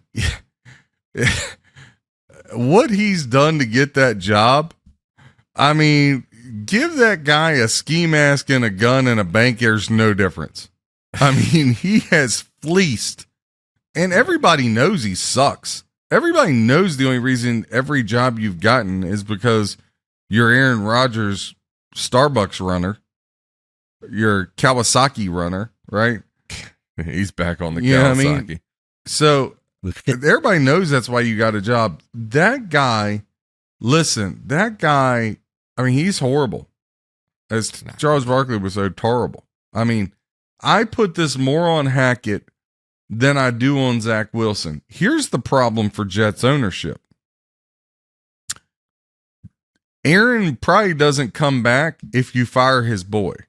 And now the whole coaching staff can say, well, you know, Aaron went down, it derailed our season. You know what? If you're the Jets right now and I'm ownership, I'm saying, look, sometimes we don't know why, but God has things happen for a reason. The Jets need to hope they lose every single game from here on out because all their key players are under contract and they need a top 5 pick so they can draft a quarterback. And when they draft the quarterback, you got Rodgers back. I give Salah and Hackett because you can't get rid of Hackett or Rodgers won't come back. And I don't even know if you want Rodgers back coming off the Achilles at age 40, 41. But the Jets ownership is in a horrible situation. I like Robert Salah. I do too. I like Robert Salah a lot. I think he's a good coach. I think out of desperation for saving his job, because look, these coaches know when their job's on the line.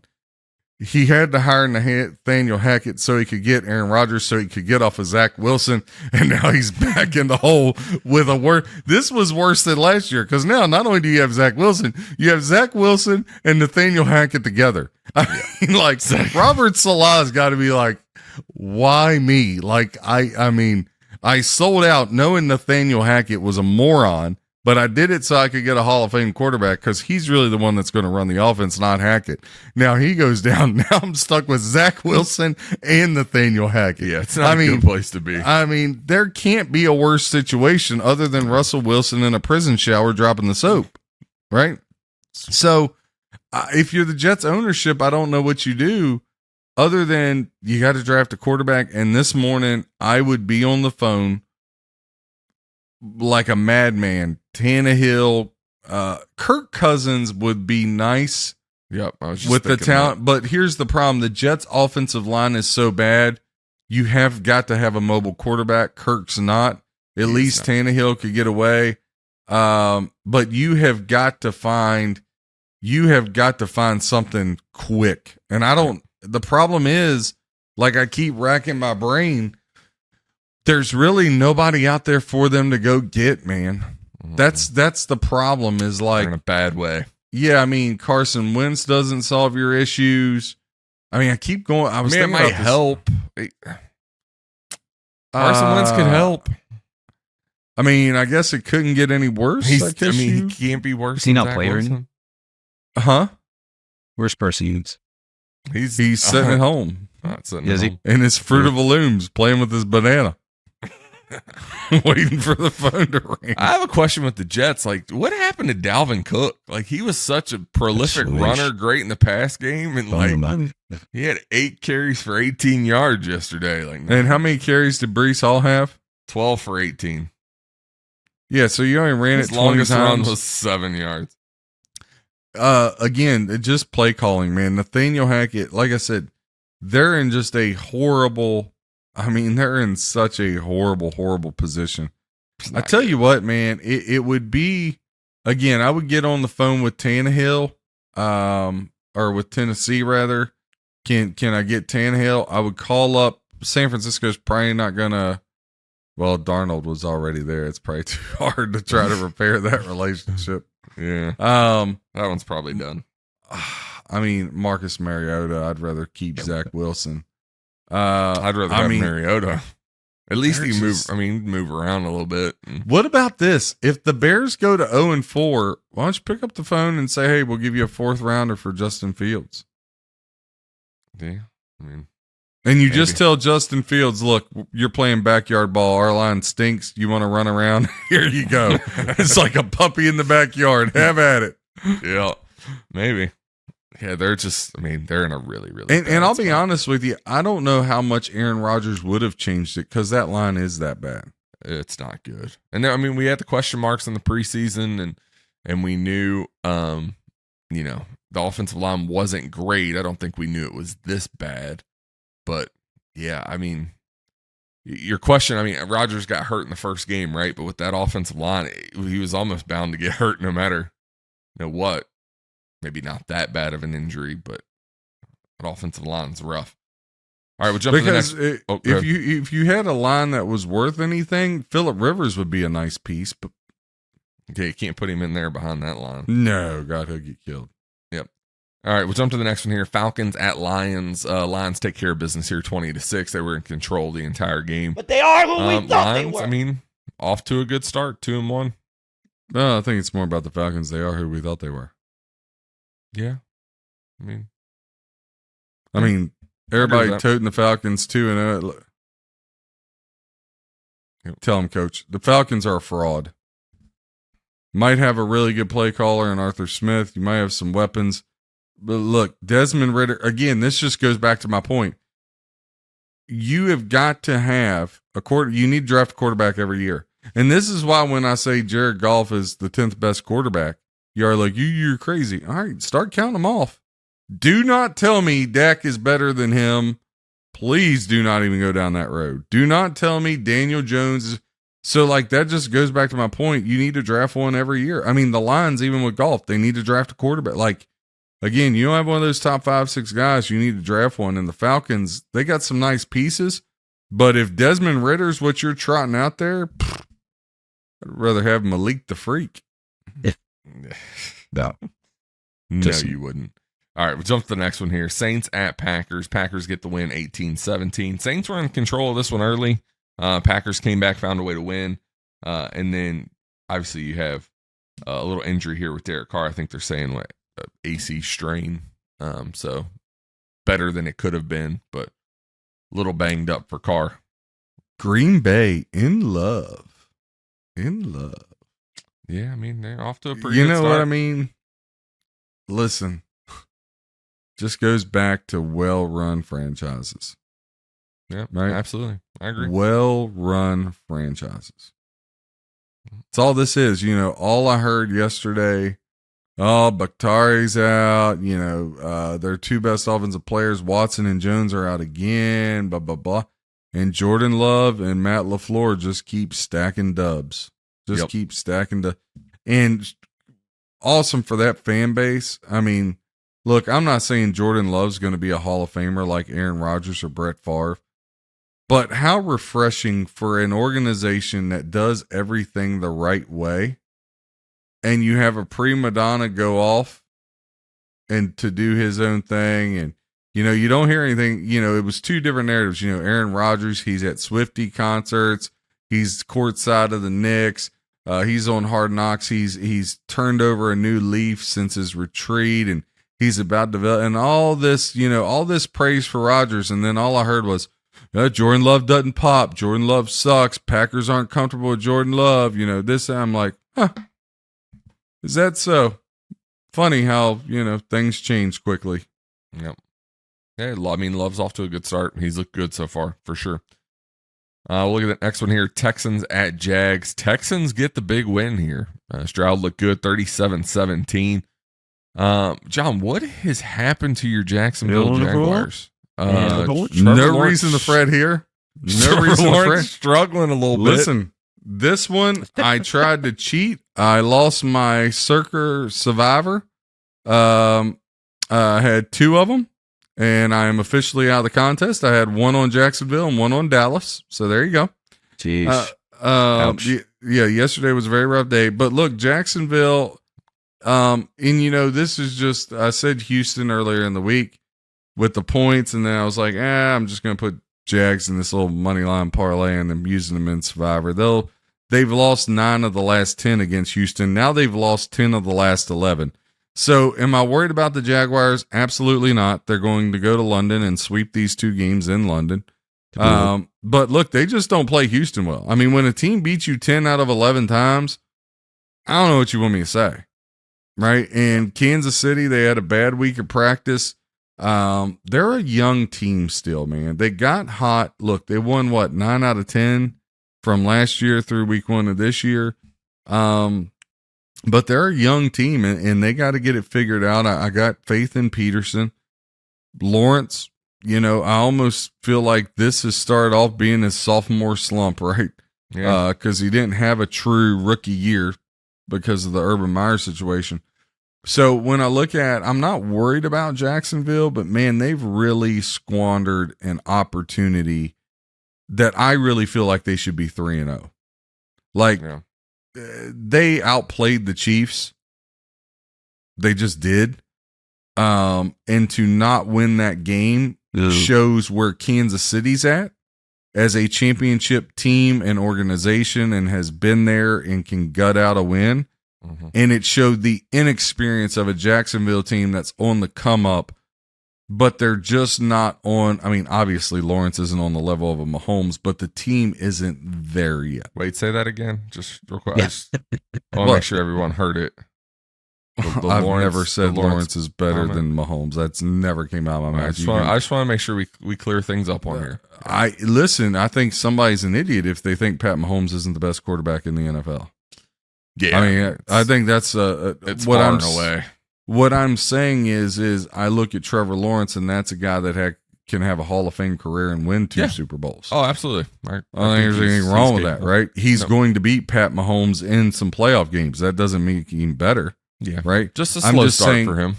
I'm just saying where the Jags are at. The Houston game, I will say I am a little disappointed, because when a team beats you 9 out of 10 and you had a bad week of practice for the Chiefs game and lost the Chiefs game, I really did expect them to come out. I thought it would be close. I thought the Texans would cover, but I thought Jacksonville would at least find a way to win. Especially at home. Yeah, the fact that the Texans dominated them like that, I mean, that is a little concerning. But look, they go to London, they knock off the Falcons and Bills, they come back 3-2, back on track. Yep. All right, we'll look at the next one here. Chargers at Vikings. Chargers get the late win here, 28-24. Man, Minnesota 0-3. I just did not see this coming. Kirk Cousins sacked another 4 times. Had a pretty good day, 32 of 50, 367, 3 touchdowns, had 1 pick. They ran the ball decent. I mean, Mattinson, 93 yards on the ground. Defensively, struggled a little bit. I mean, Kurt just keeps getting popped, man. I mean, he just keeps getting absolutely destroyed. And he's not a spring chicken, right? He's a little older. I mean, how long can he continue to take this kind of punishment? Well, unfortunately, this will be his last year in Minnesota. They're not obligated after this year.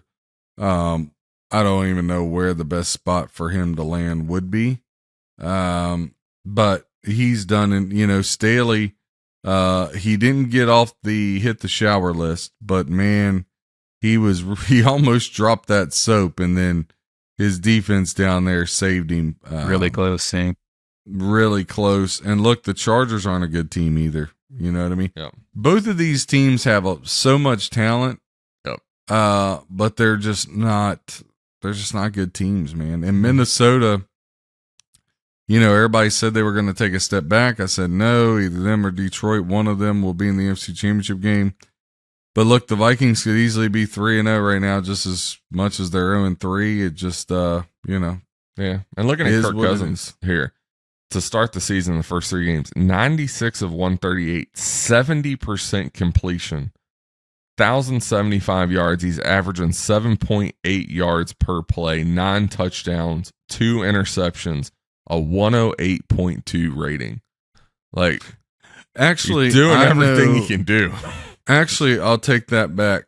I know exactly where Kirk Cousins should go, and there's no doubt about where he should go. Where? I would hate it, but I know exactly where he should go. Dallas Cowboys. Oh, God, yeah. Give him that talent in that line. That'd be cool. Yeah. He's 3 times better than Dak. I mean, I know everybody's in love with Dak for whatever reason. Yeah, you know what I mean? They've all lost their minds. Yeah. Yeah, I feel bad for Kurt, man. I mean, he continues to play well. I mean, statistically, one of the best quarterbacks in the league to start the year, and just absolutely get annihilated. He's been sacked 8 times already in 3 games. Not a good ratio for him right now, for sure. All right, we'll look at the next one here. Panthers at Seahawks. Seahawks get the win 37-27. Seahawks off to a pretty good start here, 2-1. Panthers 0-3. Now we know they're young quarterback, new coach. And then I think Andy Dalton played in this one for the Panthers, though, right? He did. Look good. Dalton played pretty well, actually. Yeah, 34, 58, 361, 2 touchdowns. Not a bad day for Dalton. Yep, red rifle. Red rifle. But Carolina is struggling out the gates. And then, at least somebody's going to get a win next week, because Minnesota's at Carolina. So somebody's getting off the schneid. Yep.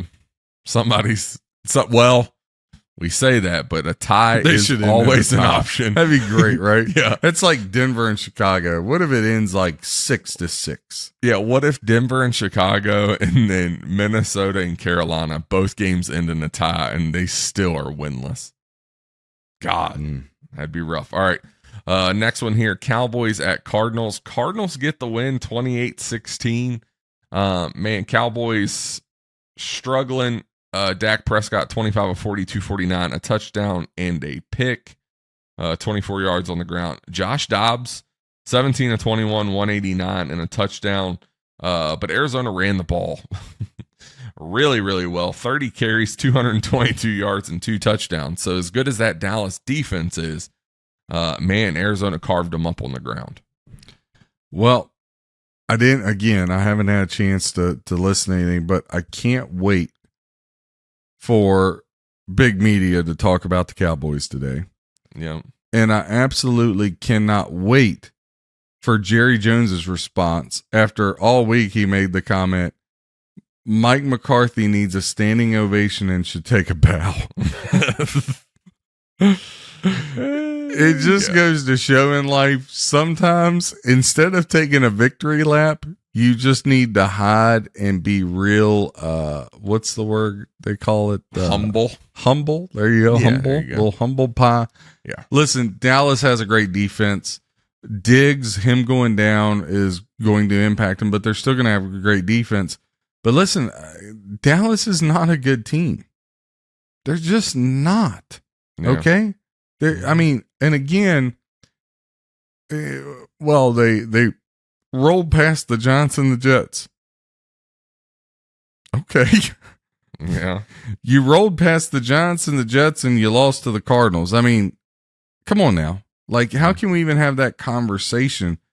So let's see what the defense looks like against some good competition. Now, I still think Micah Parsons, he's one of the three best defensive players in the game. I think he's the best defensive player in the game. But listen, Dak, as long as Dak Prescott is your quarterback, I can't take you serious. I've said this for 3 years.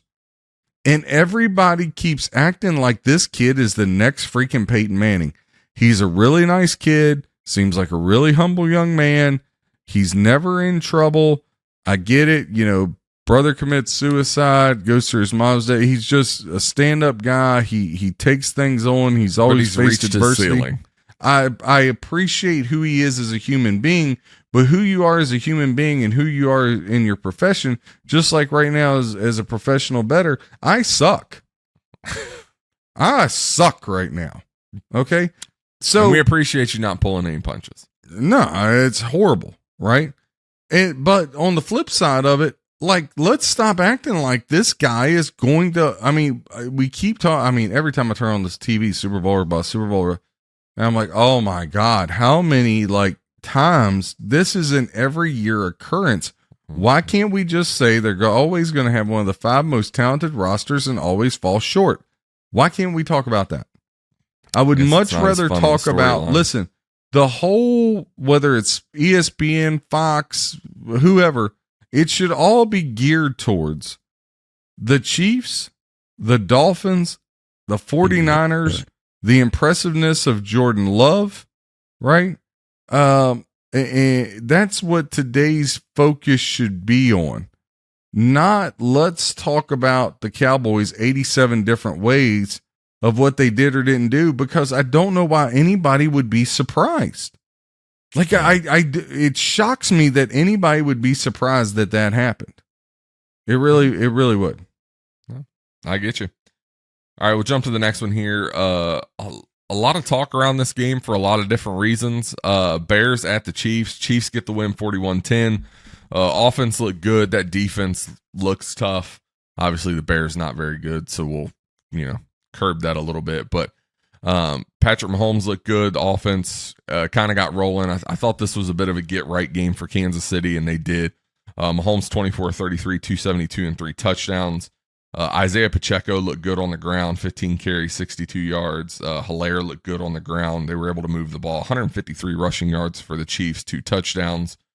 And then defensively, sacked Justin Fields 3 or 4 times. Looked good there.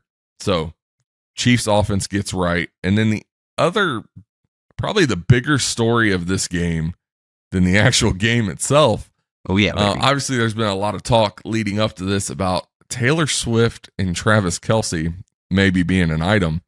And Taylor Swift was in attendance at the game yesterday. Not only was she in attendance, she was sitting with Travis's mom in the suite. So a lot to unpack here.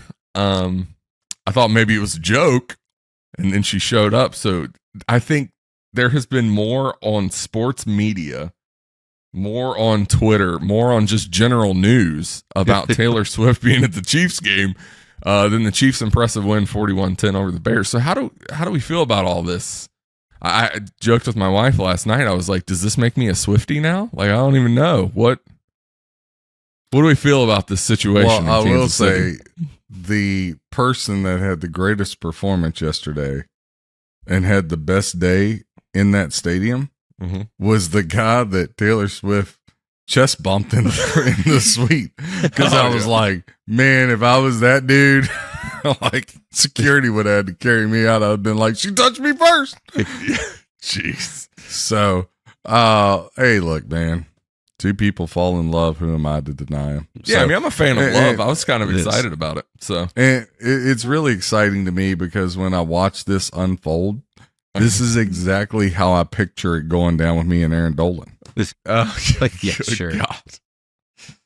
Nice. Her over here in this chair in my townhouse rooting me on this little podcast and jumping up and down. I don't think so. Won't think so.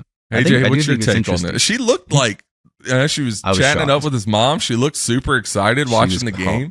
She was pumped when he scored the touchdown. Like, are these two really a thing? I can't believe it. It's actually the thing. They left the stadium together in Kelsey's convertible. There were pictures of that in Kansas City news. So, like, what? Is this real? This just goes to show that if you have money and power, you can do anything you want. All he did was go to one of her concerts and make friendship bracelets. And make a friendship bracelet and try and give it to her. Yep. And then made a big old thing about it on social media. Got denied. Yeah. Wait, how many other guys have tried to do that? And just so he went to the Taylor Swift concert here. She's had this huge tour all over the world, right? So he went to the concert, and I guess the big thing with these Taylor Swift fans are these friendship bracelets that they make. So he made her a couple bracelets, tried to meet with her before the concert, but she doesn't meet anybody before or after the show. Like, she's very professional. She's there to put on a show. And so he was a little butthurt. He talked about it on his podcast, like, I made these bracelets, I didn't even get to talk to her. And so then the rumors came out like they were talking to each other. Yeah. And then last week? He said something about he gave an invitation out for her to come to the game and watch him play, since he went and watched her perform during her concert. I don't think anybody thought she was going to just show up, though. Like, no one. I don't think. I was like, yeah. And it was hilarious. The whole thing was hilarious. So, like, I guess they were talking to Mahomes about it, and they were like, "Did you know she was going to be here?" And he was like, "Well, Travis told me on Friday." But he did it in a Travis way, just like in passing, where he was like, "Hey, Taylor's going to be at the game." And Mahomes like, "What the hell are you talking about? Like, I don't know if it's true or not, because Travis is just Travis." He's like, "So I didn't take it seriously." And then before the game, they found out she was actually in attendance. And so they asked Mahomes, they were like, "Did you feel pressure, like, to get it to Travis?" And he was like, I was trying to get him a touchdown there. And then, of course, the touchdown he caught, he's like, it was just Travis running a random route that wasn't called for, and he was just standing there wide open. So I just thought it was funny. And then Andy Reid in the post game press conference, like, Travis Kelce caught so much shit after this game. Oh yeah, about her being in attendance. So Reid's at the podium talking about it, and they were like, "Have you ever met her?" And he's like, "Yeah, I've met her." And then he's like, "Actually, I'm the one that set him up," and then skedaddled off the podium. And like all the press is just laughing. Wow. So like everybody's just having a ton of fun with this thing. Yes, I do think AJ's right. If you're famous and got money. Well, but it's also interesting, Mike.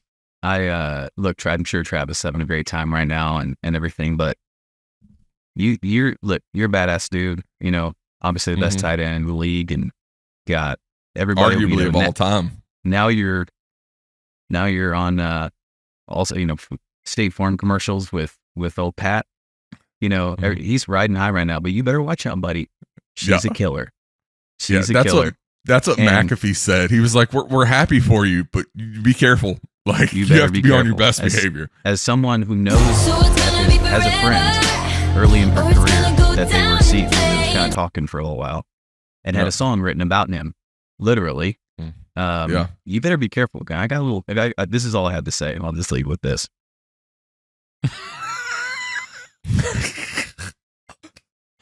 So that's it. It's going to go down in flames, buddy. Wow, we've gone there on this show.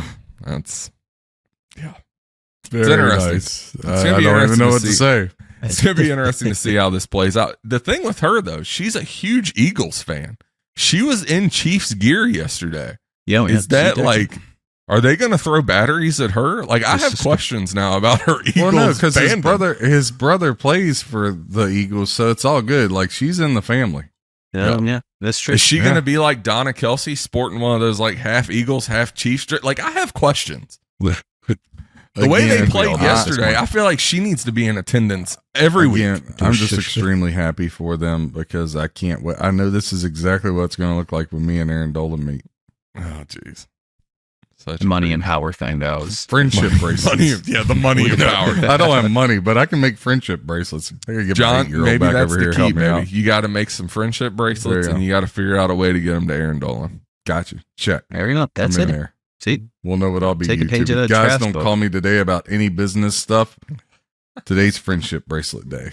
Hey, I mean, the dream starts today. The dream starts now. All right, enough with that. That was a lot of fun. We'll go to the Sunday night game. Steelers at Raiders. Steelers finally get a win here, 23-18. Man, the Raiders are pathetic. Raiders not very good. Kenny Pickett looked better, 18-28, 235, and 2 touchdowns. God, looking at the stats, neither team really had a great day. Nah, neither one of these teams are any good. Pittsburgh. Steelers got a good defense. The Steelers got a decent defense. 100 yards on the ground for them. Pickens had 75 yards.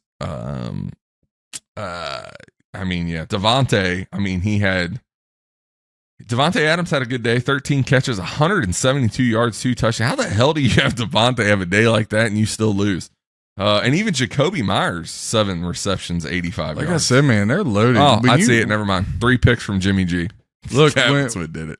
And he played horrible. Obviously, that was the only game I got to watch yesterday in its entirety, and I'm like, God, what a waste. Picked a real dud. Well, and I was like, okay, I get it, Raiders, Steelers, but this ain't the 70s no more. Jimmy G, look, I say all he does is win games, but that guy, you got Adams, Renfro, Jacoby Myers, Michael Mayer, like they are loaded on the offensive side of the ball. McDaniels, I can't buy. I think the only way he saves his job, you got to make the switch to O'Connell now. And you might say, John, you're pulling the trigger awful early. They're 1-2. I just don't see it, man. They're not going in again. And Davis is going to have some big decisions to make with McDaniels in the offseason and just where that team goes, man. Yeah, Raiders have weapons. Jimmy G, obviously, the 3 picks, he threw 2 of them in Raiders or in Steelers territory too. So you come away with points there. Yeah, tough day for the Raiders. I don't know if you go off Jimmy G this or how much did they pay him? Didn't they sign him to like a decent deal? It doesn't matter. He's not the guy. You're like a huge Jimmy G fan. Yeah, but when the guy's the guy and he's not the guy. So why waste time? All right, I got you. It's kind of like a Swift song. We are never getting back together, ever, ever. The fact that that terrifies me. I have an 8-year-old. He's not about it. I coach a softball team, dude. Yeah, all right. So a lot of Taylor Swift music. Yeah. I'm but maybe today, now that she's part of Chiefs Kingdom, maybe I need to download some Taylor Swift music. But softball team, it's like Taylor Swift and Morgan Wallen. That's what they listen to. Morgan Wallen. Yeah. All right, we'll jump to let's take a look at these Monday night games here real quick. Eagles at Bucks. The line I can see Eagles laying 5, and then Rams at Bengals. Bengals -2 is the line I can see right now. There was some movement when I was looking at last night, though. I saw it down to 1.5. Not sure if Joe Burrow's going to play. It seems like reports out of the Bengals are there's a bit of a struggle here within the team of people who want Burrow to play and people who want him to just sit and get right. There were some talks about putting him on the short-term IR just to let that calf fully get healed. We talked about this on the last episode. Look, Joe Burrow is your franchise. You just gave him a bag of money. That is your franchise quarterback. I am of the opinion you rest him, you get him completely healthy. You don't really want to mess around with that calf. You have an issue where you pop an Achilles, and that's a real bad day. So I rest him. I get him right. I don't think there's really any incentive for him to play right now. Bengals off to a slow start. I'm not saying this season's a complete loss, but would I rather sacrifice this season, get him completely healthy to where there's no ill effects for the rest of his career? I lean in that camp just because I think he's their franchise. So it'll be interesting to see what they do. There's not been a final report of whether or not he'll play tonight. So as the day goes on, it'll be interesting to see which way this one goes. I lean towards, though, I expect Joe Burrow to sit tonight. But we'll see. 2 plays today. Let's go with the Bucks +5, and let's go with the Bengals money line. Bengals money line, even without Burrow? Bengals money line. Who is their backup? Doesn't matter. Okay. Monday Night Football at home playing the woeful Rams. I mean, the Rams haven't looked awful. Nah, again, who they played? So Bucks +5. So we are on the Baker Mayfield train tonight, boys. I got him I'm starting not gonna QB watch. against you tonight, Chop, for fantasy. What'd you say? So I'm I'm As not I going got- to watch. you're not gonna watch. I'm gonna watch. I need him to have a big night so I can beat old Choppy, Team Choppy, in our fantasy league. So, Oh yeah. How's that going? I haven't even looked. I think you're gonna win.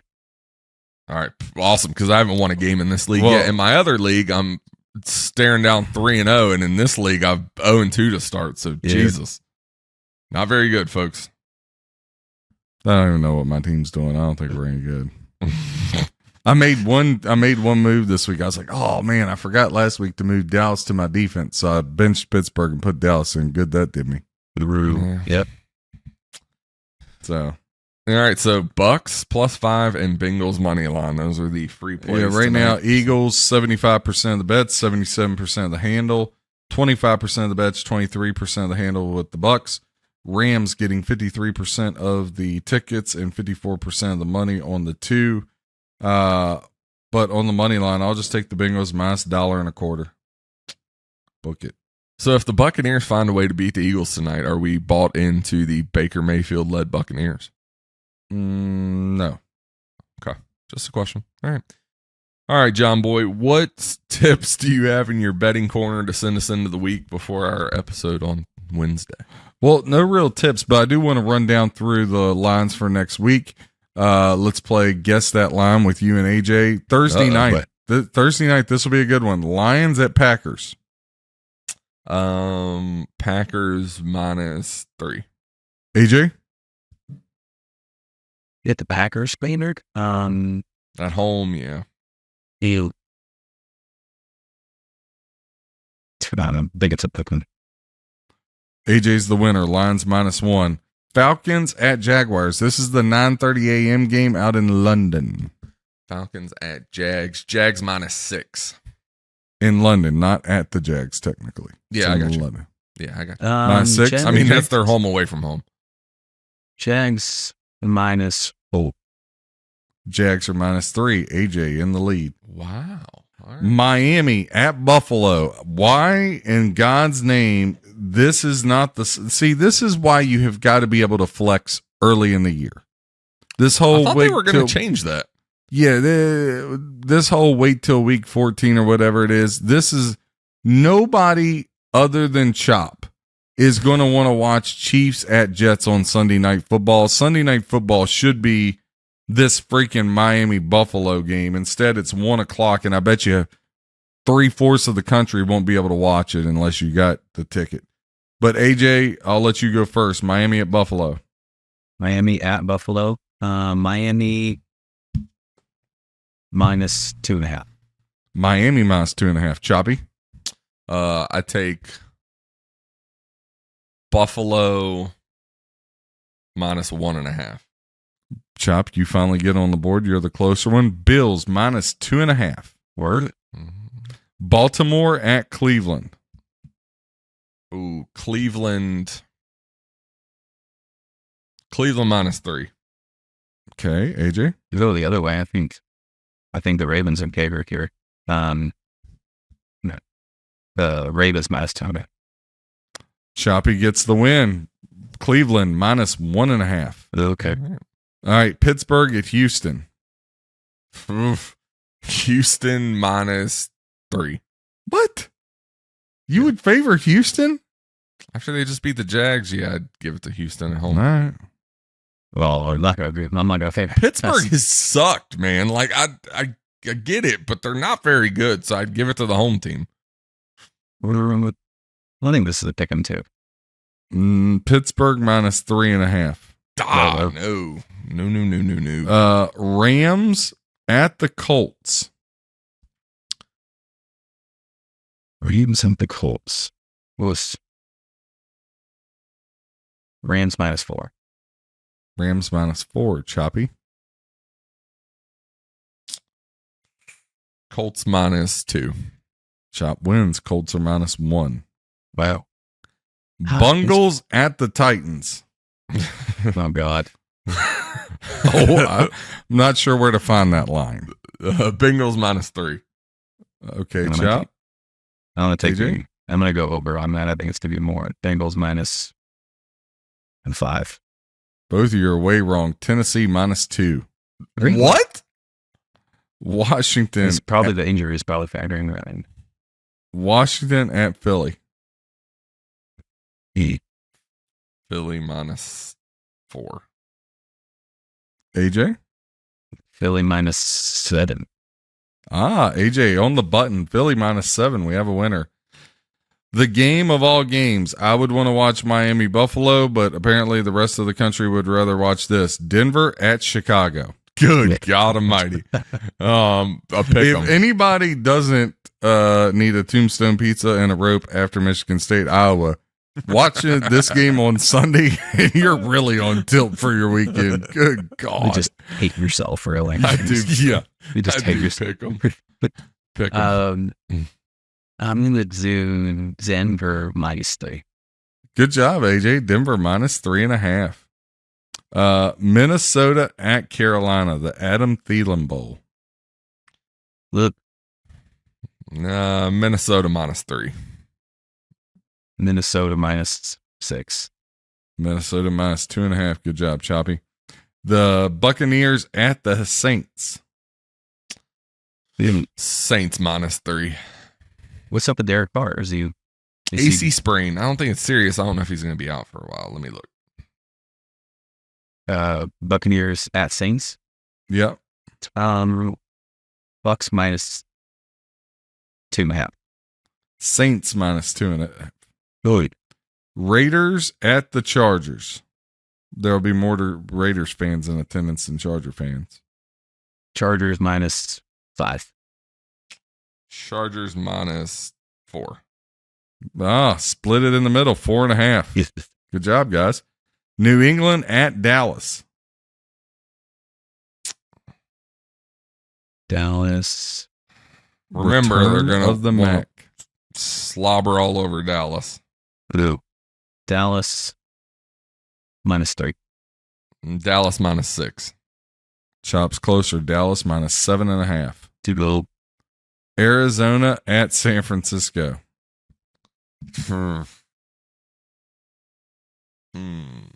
San Francisco -13. We will take Arizona, San Francisco -10. San Francisco -14. Or Sunday night football, Chiefs at Jets. Chiefs -10. Chiefs -14. Chiefs laying 9.5. Chop, you're closer. And this next one really hopped off the page to me just from a gambling aspect, which this past week, I loved the card and it didn't treat me so well. This week, I don't like the card as much, so maybe it will treat me well. But this one did hop off the page. Monday Night Football, Seattle at the Giants. Yo. Seahawks -2. With Seahawks -4. Giants -1. Wow. I love the Giants. To be honest. I mean, if they don't get right at some point. So that's your lines tonight. Going with Tampa Bay, going to take the home dog, then take the home team here with Burrow and the Bengals. Finished up yesterday, triple unit on Detroit cashes, Chargers and Jets double unit cashes. So that gave us 5 units. We lost a unit on the Chargers Broncos teaser, lost a unit on the Broncos, lost a unit on the Redskins, lost a unit on the Jets, hit the big teaser. So 6-4. Do I have that math right? Think so. Yeah. So 6-4, nothing to write home about, obviously. Saturday we finished up, 6-6. So, with juice about even, maybe down a few dollars. So look, again, to not be, we're hovering around 500, and that's with the season not looking good. Circa Survivor, I'm done. Circa Millions, I really, really need Cincinnati tonight. We had the Lions, which came in. Commanders was a loss. Broncos was a loss. Jets was a loss. So 1-3. I need this to go 2-3, which would put us 6-9. So Circa Millions has not been very good to us so far this year. So need to get back on track. First 3 weeks have been rough. So really need to dial in. Sage. Yeah, my goal is try to find 3-4 games each day. Feel like maybe trying to play everything I like, and then you always question which way you go. Right now, just really got to get back to quantity over the quality. So hey, can we pick out Quality over the quantity, or quantity flipped around? Yeah, sorry, yeah, that one. I got you. Yeah, 6 in one, half dozen the other. We're going to give you a lot of plays, folks, but they're all going to be shit. No, we want the other way around. But look, again, I always say this. Typically, the public does well the first, 2 to 4 weeks of the season. Then once the dust settles in, it really gets easier for your professional bettors. To have the 3 biggest, highest money bet games all cash for the public, typically you don't see that. We were on the wrong side of all 3 of them this week. So, there you go. Happens. All right. Well, I think that's the show for us. I hope you guys enjoyed it. We will be back with a new episode for you on Wednesday. Hope you guys have a great start to your week. Enjoy, and we'll be back. God bless everybody. All right. Later, my winners.